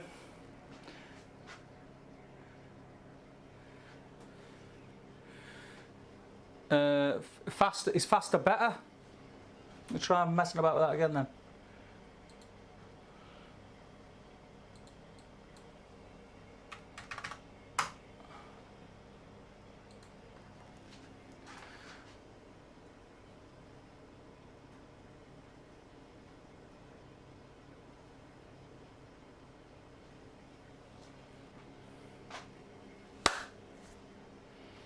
Is that any better? False strip, yes. There's loads of stuff you could use. Seen loads of people. There seems to be a bit of a thing at the minute of people doing chickens on a beer can or like a tin can, which I've been having a look at, which I might try. Right, so that's done. I can add my salt just to season now, because it won't have time to react with the egg white, plus the egg whites combined, so it's not, I don't know, just from experience of adding the salt prior, the Yorkshire puddings don't rise as much. Right, 2 minutes and then that's ready. I'll get myself a spoon.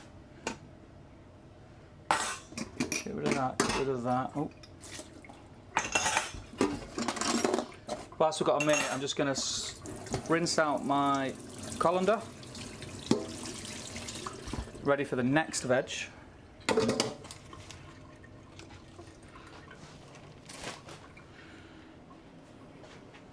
And then remind me as well, if I forget to go on the top down on the hob when I'm doing the gravy, remind me to do it. So past, right, this chicken can come out. So I'll put that to one side. Get rid of that. Get rid of that.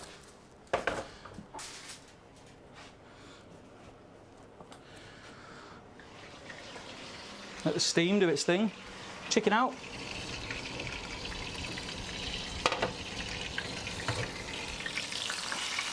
Look at that. Woo.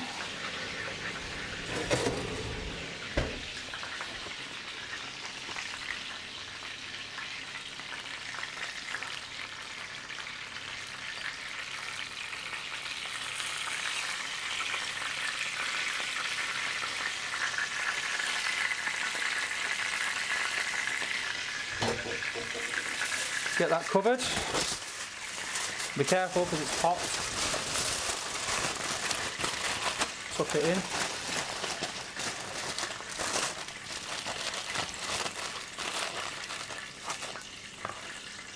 Pop that to the side. This is red hot, so be careful. What we want to do is get a hob on.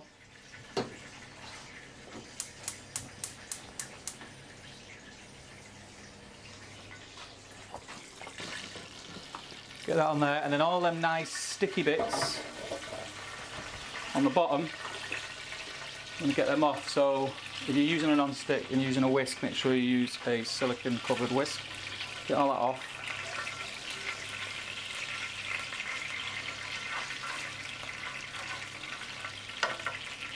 Smells gorgeous. Pop your kettle on. Now I've got, between these two little things, I have got 3 chicken stock cubes. Oh, sugar.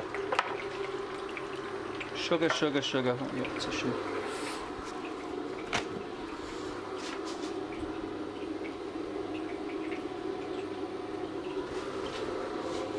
No. Get that off. Ignore that. Yeah. Right. So I'm going to add 1 and some boiling water, mix it up, see how it is. I'll do a cornflour slurry and do that. Before then, I'm going to get my Yorkshire pudding tray out. And normally I do this at the door so that it's out and in quick. But obviously I'll do it here so you guys can see what I'm doing. Get yourself a spoon, like so.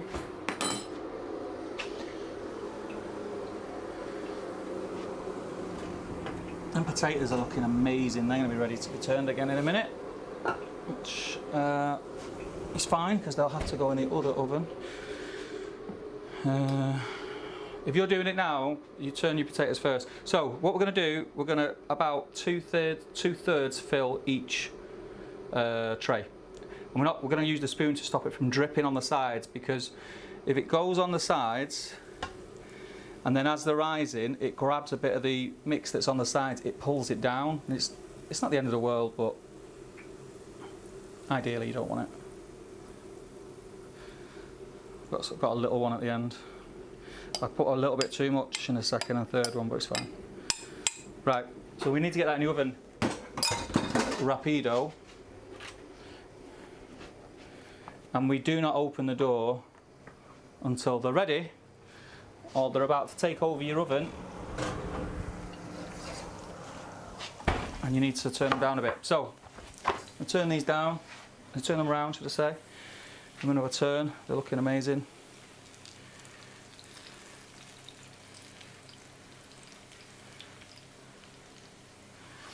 When I done roasties last week, I tried that thing, I don't know if any of you guys have done it, where halfway through you just slightly squash them with a potato masher.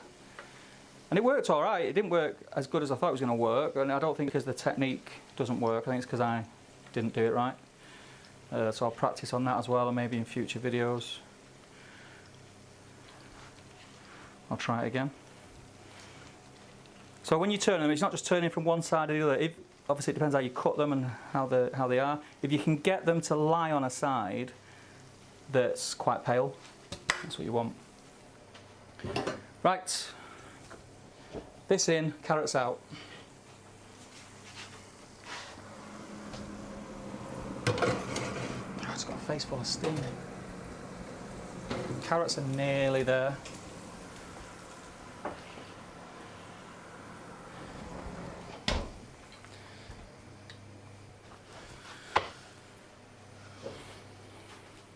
So I've just turned the oven up that my Yorkshires are in to 200. They will cook at 180, but you want them about 200. You want like a nice sort of browning on them as they rise. And we're not going to touch them. We're just going to leave them as they are. If my Yorkshires fail today, I'll be devastated. It'll be the first time my Yorkshires have failed. Warwick will tell you I send him pictures every week of my Yorkshire puddings.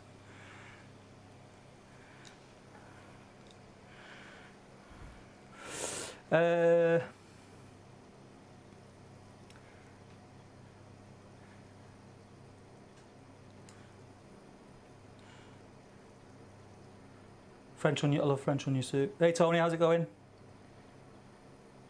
Good to see you cooking along. I love lamb. It's probably my favourite meat. Tony, love lamb. I wanna do one of these for most of the meats, but I just wanted to start with a plain old chicken, just because it's the most accessible and probably the easiest to do. Right, and then carrots back in without spilling. The kettle's boiled.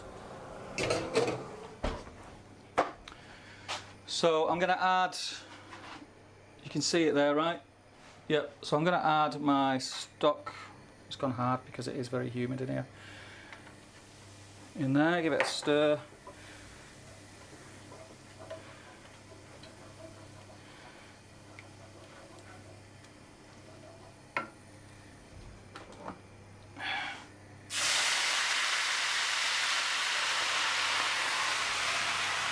And then about a pint of water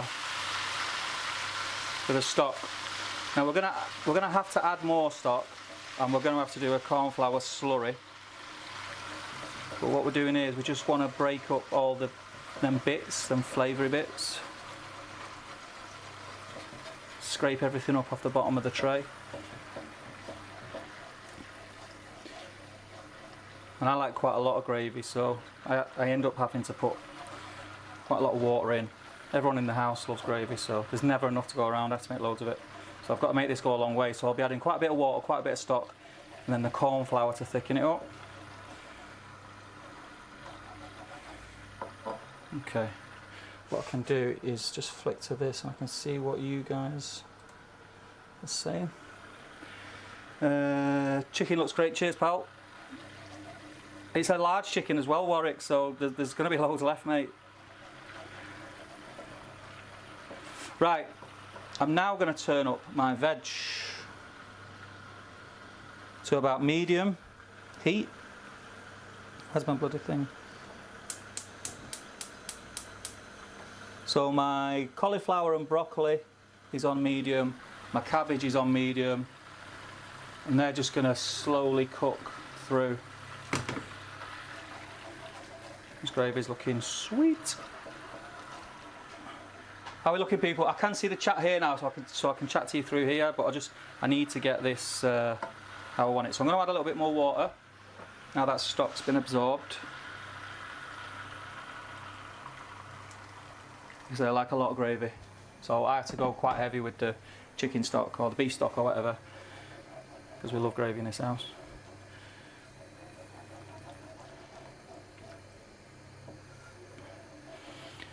And I'll add the rest, the chicken stock. That is actually, I only had 2 chicken stock cubes, like schoolboy error. Didn't check, so that is 2 cubes of chicken stock and a cube of vegetable stock. I kind of made peace with it in my head that the vegetable stock would be as if I did a trivet.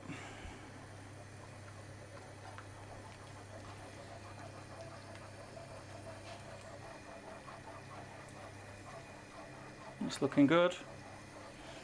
It's looking good. So you just want it on a simmer and keep heating it through. You want to get everything, every little scrap of that sticky, chickeny goodness off the bottom of the pan.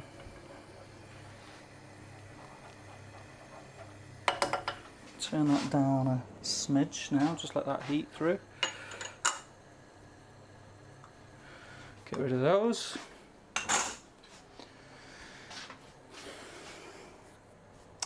Trying Steve's garlic chicken Wednesday or Thursday, looking at the beef tacos too, trying to decide what to do with some turkey steaks. Then he'd eaten 2, probably a cheese and mushroom sauce. Yeah, that sounds nice. Sarah says, would love a lamb cook along. Yeah, 100%. I'm going to be trying everything. If people want to see it, I'll do it. I mean, far more people. I fully expected there to be 1 or 2 people tune in. So you guys have literally made my day. And I'll do more. It'd be great if you guys could share this about, you know, barring obviously the audio issue that we had. Let people know about it. If you've got friends, you might have friends who are not cooks or not confident in the kitchen. This would be perfect for that kind of thing. Any home cooks, you know, maybe just to do stuff that's going to get you out of your comfort zone a little bit. Add a little bit more water. So it looks very thin now. Don't worry, the cornflour slurry will thicken it all up, and you get lovely chicken gravy. You won't get a better chicken gravy.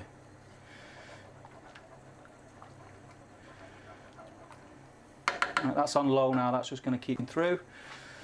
Veg is on. Veg is looking good. Cabbage, nice.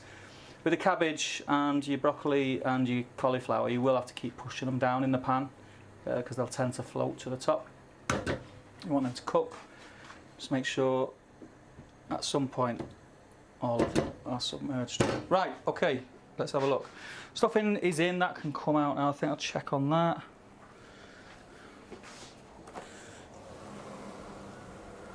Woo.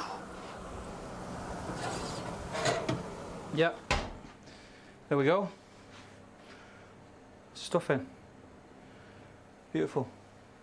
So I'll leave that. You don't even need to cover that. You can just leave that to one side. Awesome. Our chicken is resting. That's spot on. Just making sure I've not done anything. Little visual on the Yorkshires. They're looking fine. Cauliflower and broccoli's on. Yep. Cabbage is on. Yeah, we're good. It's like the hard bit's done now. It is just a case of the order of taking things out. So I'll just put that to one side. Get me a little thing. Have a little bit of a clean up. So yeah, please do any cooking groups that you're in, other cooking groups other than I Can You Can Cook. Tell people about the stream if you liked it. Like, be totally honest. If you liked it.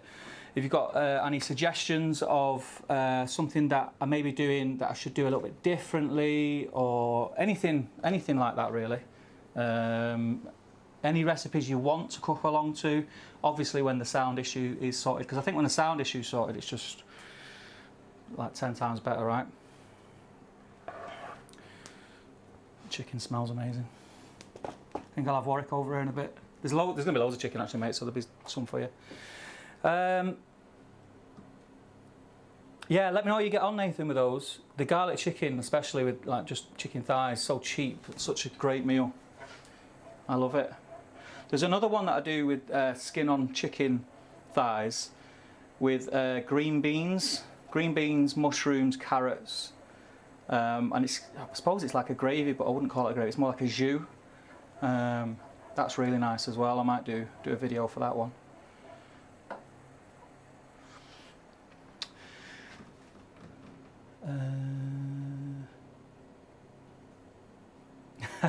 Cheers, Nathan. I haven't got a clue what I'm doing with the sounds. Like, this is the problem. So if I knew what the issue was and I knew, then I could rectify it, you know. But it's when you don't know what it is. Is it still the same? Is the sound still the same now?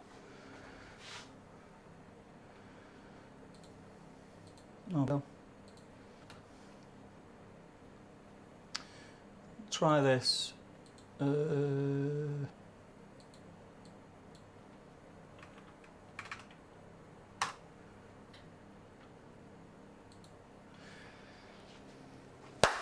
I don't know if that's any different or not. Chicken gyros. I call them gyros for ages. And yeah, the group. So the Facebook group. I mean, Facebook group's growing pretty rapidly now. It's on like 400 and something people, which is awesome.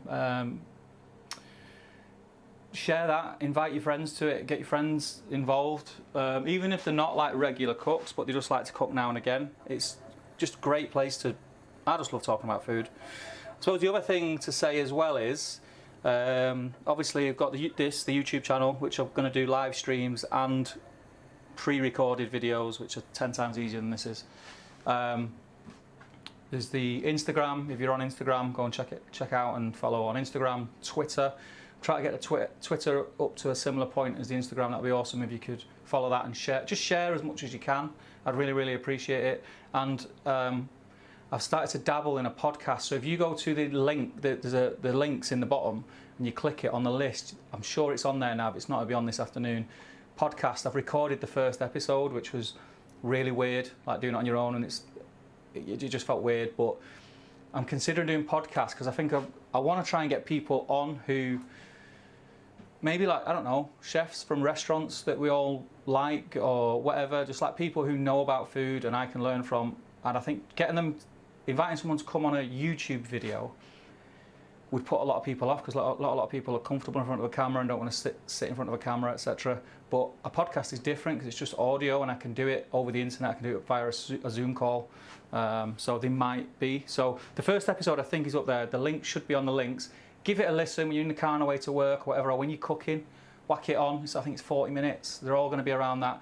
I've already got a couple of guests lined up, and I've also got a girl who lives local. She's an avid home cook. She cooks for herself and a fella at her house. She's on Instagram. She's kind of same vibe as me, and she's gonna do some sort of semi-regular stuff on the podcast as well, which would be cool. She'll be hopefully on episode 2, but episode 1 should be up. So check that out, and just share it. Anything you can do to share it, get people listening to it. I'm well over the embarrassment bit of being in front of camera and people listening to me. You know, it don't bother me now. Don't care. So yeah, share it. If I'm doing it, I may as well do it, right? Tiramisu or cheesecake, you're Glyn. I'm not mad on tiramisu. Cheesecake I love, but not fruity. I'm dead boring. I just like normal, like New York vanilla cheesecake.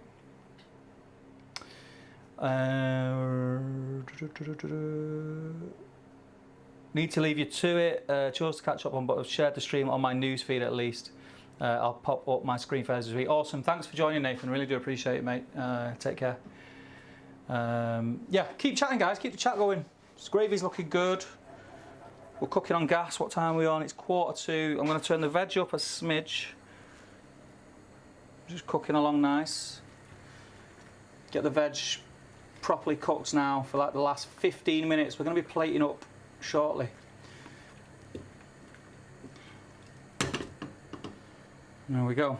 Right, quickly get this slurry on. So, a slurry is any amount. You want 2 to 1, so 2 amounts of water to cold water to 1 amount of corn flour. So I've got 2 tablespoons of corn flour in this jug.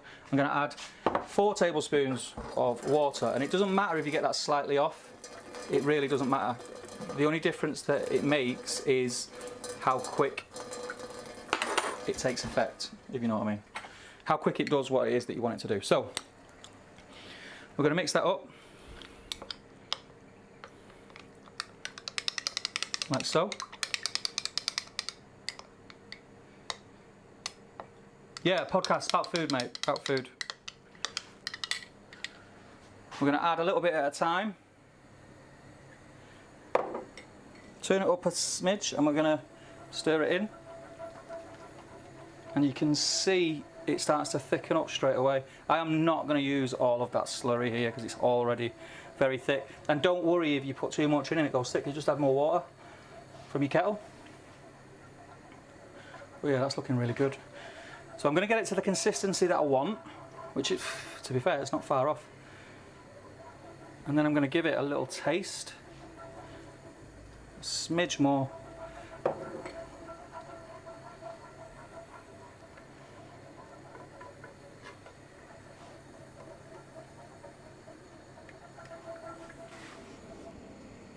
Turn it up a tiny bit. We want it bubbling, so the corn flour will do its job when it starts to simmer. Otherwise, what you'll find is if you've got it too cold, not hot enough, you'll be adding the corn flour and you'll be thinking it's not doing anything. You'll add more. Then you'll turn the heat up and it'll just be like jelly. But that looks perfect. Just pushing my cabbage down.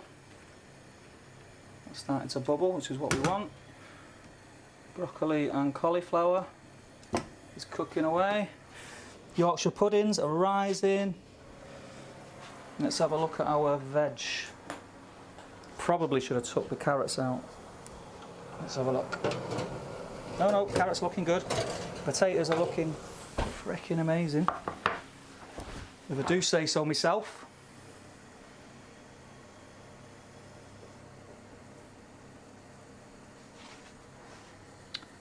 tongs. Right, these are on the home stretch now, these bad boys. I mean, I don't know if you can see these, but I'm very happy with those. I was really worried. I don't have a problem with your roast potatoes. Like I've kind of got in my flow with them, like when I'm cooking them at home. So yeah, I don't worry about them, but doing them live is obviously a different kettle of fish. And I was like, oh gosh, what if they turn out and they're just like anemic and they're not crispy and, you know, but yeah, I'm happy with those, really good. Right, they're gonna have the last 10 minutes. Get rid of that. In the oven. Carrots are nearly done. Maybe they're coming out at the same time. Cabbage is looking bang on now again. We're cooking on gas, literally. And gravy a stir. Now, you need to keep stirring your gravy. I don't know how well it's coming across on camera there, but corn flour will, it's heavier than water, so it will go to the bottom.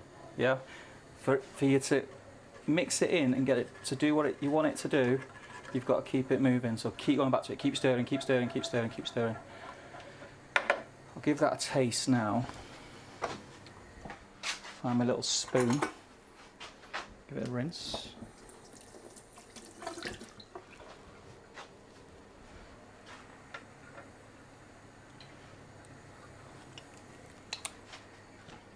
That's perfect, you know, it doesn't even need any salt and pepper. Perfect. Any Worcester sauce or browning going in the gravy? Not in this one. In my beef gravy, I do some funky stuff with that, but in this one, I'm keeping it really simple. It's really nice, actually. I could waffle on about cheesecakes and curries. Also throwing yourself into Greek and Italian. Yeah, good, good. That's what I want. That's what I want. We'll get people on, do a little segment. 20 minutes, you know. Everyone's got 20 minutes in them that they can talk about food. Looking at you, Warwick, as well. That is bang on. Happy with that. Get rid of the rest of that slurry, it's not needed.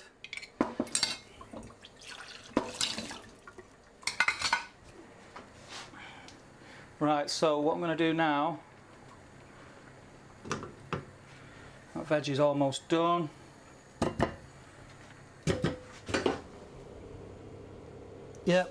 Yeah, we're cooking. I need my serving dish. Is the sound still the same, by the way, everyone? How are you getting on, Sarah? How are you getting on, Ruth? Do let us know. Serving dish, just to be a little bit posh. Put all my sides in there before I plate up. I will get... Ooh. Sorry for the noise.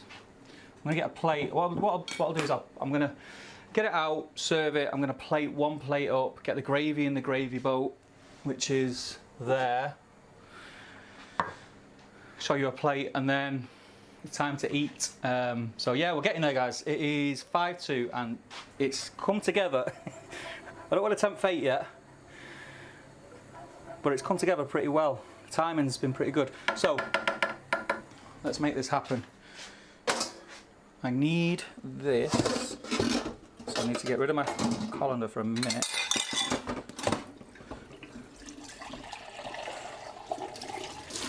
I'm just going to use the jug that I mixed my Yorkshire pudding mix in. Just give it a rinse, clean out. Beautiful.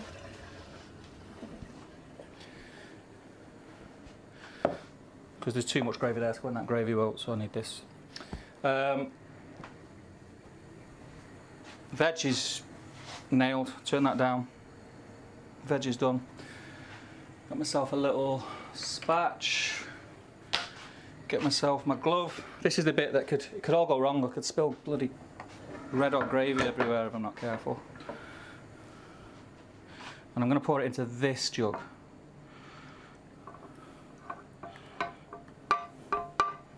Getting everything. All that sort of funky stuff on the side. Get it out, get it off, and get it in there with the gravy. That's all flavour, that.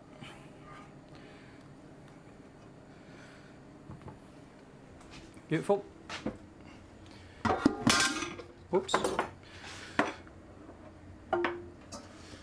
Give it a whisk. Now, whisk it up.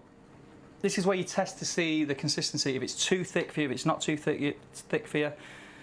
This looks bang on, and also you whisk it, you're going to get all them sort of sticky bits mixed in and dissolved, and then leave it, because what you want to do now is let any oil that's in there that you don't want, that's not emulsified, to rise to the top, and you just get that off with a spoon. But that's the gravy done. I need that on. Veg is fine, I can drain that in a minute. Let's check on the carrots. We'll jump back in the chat in a minute. My gravy looks quite buttery. When you say buttery, what do you mean? You mean really thick? Just add a little bit of water.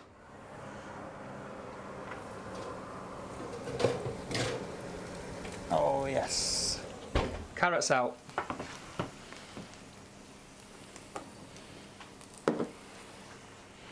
And that's what you want, like the caramelised edges. They're beautiful. So I'm going to start, these can cool in the serving dish. Just give them a shake, get rid of that excess oil.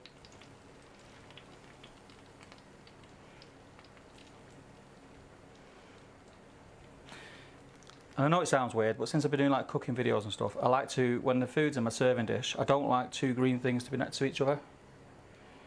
So I'm going to go carrots, broccoli, spuds, cabbage.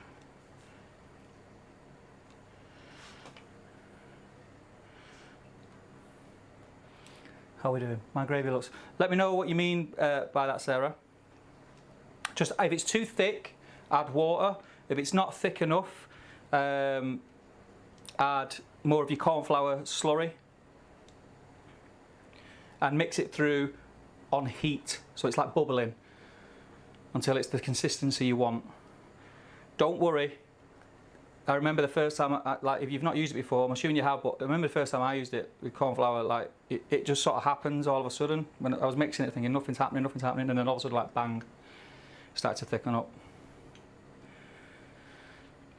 I mean, you could, at a push, if it's too thin, there's nothing to say, it's your gravy, there's nothing to say that you can't add some gravy granules in there if it's just not working for you. You do what you need to do. Right, I need a bowl for the oil. Dispose of oil sensibly, obviously. Get rid of that.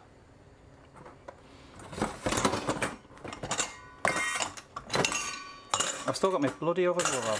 I can't pick anything up. Oil can go in there. Right. Let's drain some of this veg. I'm going to go cabbage first, and then I'm going to get my spuds out. I can turn that oven off. The Yorkshires are really happy with. I think you're going to like them when I open them. Let's get this cabbage done. So cabbage off the heat, into the colander, gas off.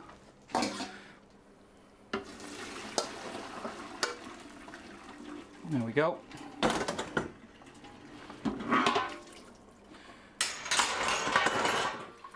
Let that drain.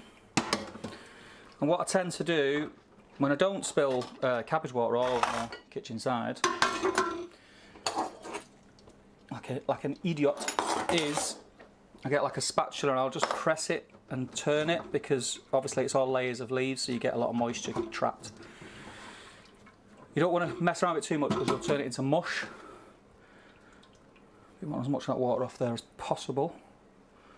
Turn it.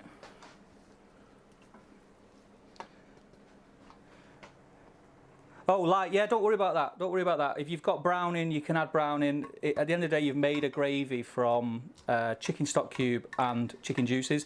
It's not a manufactured gravy. So it's not going to be as brown, but it's the taste.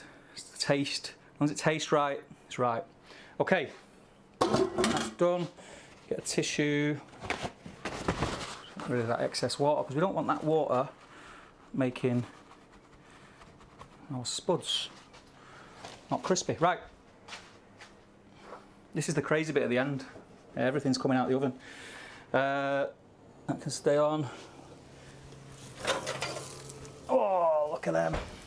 Look at them. What? Yes. I'm happy with those. That's maybe, I think this was the thing that I was most worried about. Right, let's get these bad boys out. Get them on the serving dish. Please as well, post pictures. So there's a thread on the I Can You Can Cook Facebook group. Post your pictures of your plates, how you got on. I'd really love to see them. If you're on Instagram and you're posting anywhere else, tag me in them. I Can You Can Cook. It's the same on Twitter as Instagram. That'd be awesome. I hope your potatoes have turned out just like these, because these are something special. So get them on there. I mean, can you hear them? Let me get a fork or something. Can you hear that?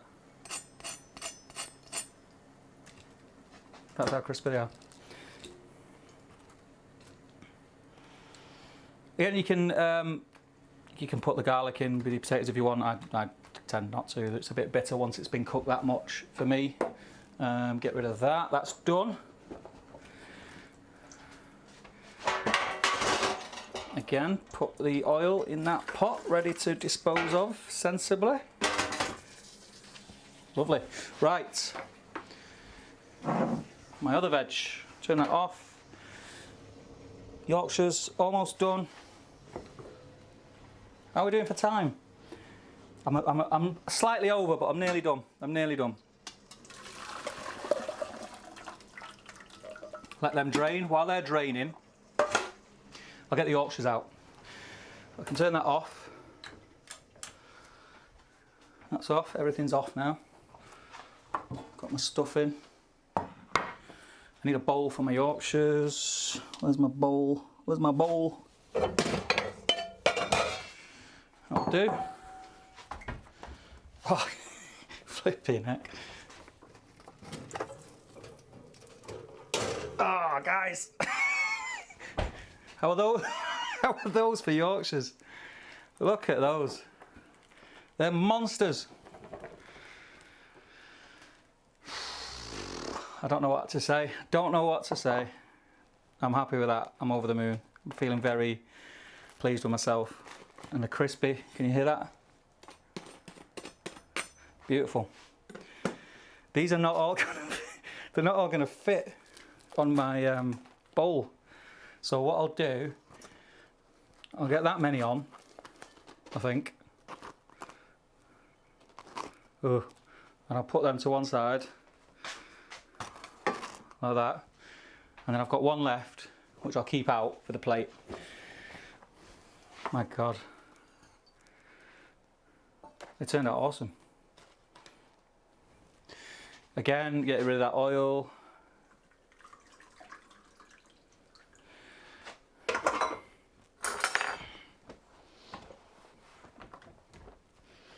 There we go. Right.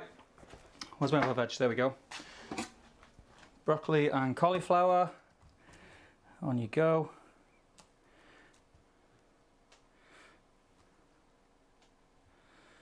Beautiful. Beautiful. There's actually no oil resting on the top of my gravy, which is, normally there's a little bit, but there's none, so I'll take that. You see that? Oh, look at that.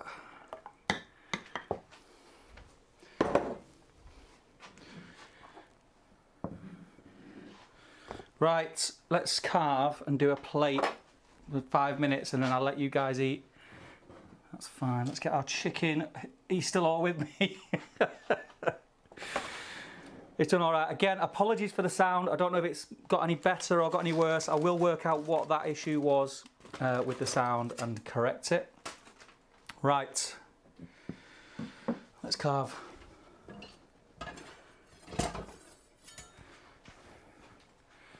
Let's do a plate here. You don't need that now, do you? So I can just go on this. Is that right?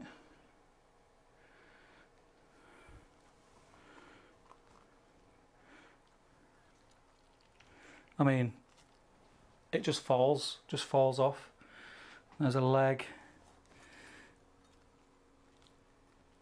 There's the other leg. It's amazing. Let's cut some of the meat. Get rid of that wing. Again, just falls off.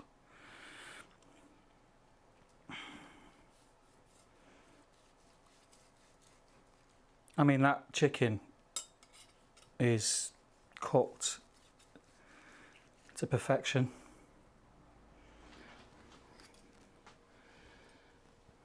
So nice, still moist. Beautiful. How are we doing, people? How is yours turning out? Are we there? Are we happy? I'm gonna cover that again now, so I can plate up the rest of the family's dinner after this. Put that to one side. Get this. Where's my? It's in my pocket. Tongs.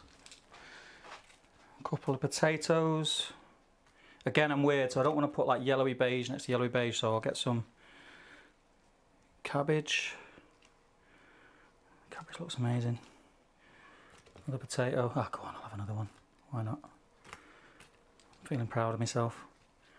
And then I'll go roasted carrots.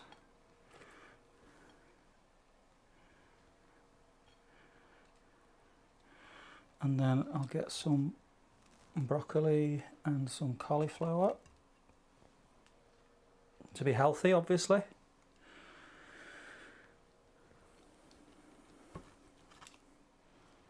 I'll jump in the chat in a second, but do let me know how you're getting on. And then some of this amazing stuffing. It's perfect, look. Perfect stuffing. Put that on there. Right, so chicken, broccoli, I'm done. Bit of salt. Perfect. Chicken dinner. Done. Live. No stress. As if I was stressed as hell. And then nice, thick, homemade chicken gravy to finish off. That is amazing. I'm going to jump back in the chat, see how you guys are up to, and then I'm going to leave you all to eat your dinner. And I'll be in the group later on. We can chat away. There's a thread, it's pinned to the top, where you can post all your pictures and everything like that. It'd be great to get some feedback. Looks pucker, those look awesome. Mammoth Yorkshire puddings, I know, right? Looks so yummy. Just started veg. All good, just later, no problem. Make sure you do let us know, Ruth. Spuds just went in here. We eat a little later, no problem. 10 out of 10. Thank you so much. Guys, thank you for joining me today. It has been a stress. It was the first one that I did. I'm gonna have to, there's a crispy, look at that, crispy roast potato that I just need to eat. So I'm gonna put that in there.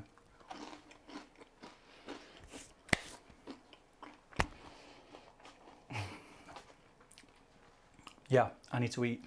Thank you everyone for tuning in. I will do this again. I'll iron out the audio problem, so I do apologise about that. I'm not sure what it is, but I'll find out and make sure it's sorted for next time. A good point would be, Glyn, was that the case last night or not? Let me know. But yeah, I hope you all enjoy your dinners. Again, thank you so much for joining in and tuning in and sticking with me for the last 2 hours. It's stressful, but I've had a lot of fun, and I 100% want to do it again. We'll do more roast dinners, we'll do different meats, we'll do them a little bit fancier, change up the veg, maybe do like cauliflower cheese, things like that. And I'll do other meals as well, steaks, some Italian meals, French meals, whatever you want to see, I can make it work. And you know, I'll do maybe one a month or something like that, as well as the pre-recorded stuff. So thank you everyone for joining me. I'm going to sign off and feed my family, and I hope you have a great Sunday. It's Sunday. Great rest of your Sunday, and enjoy your dinners. And please do let me know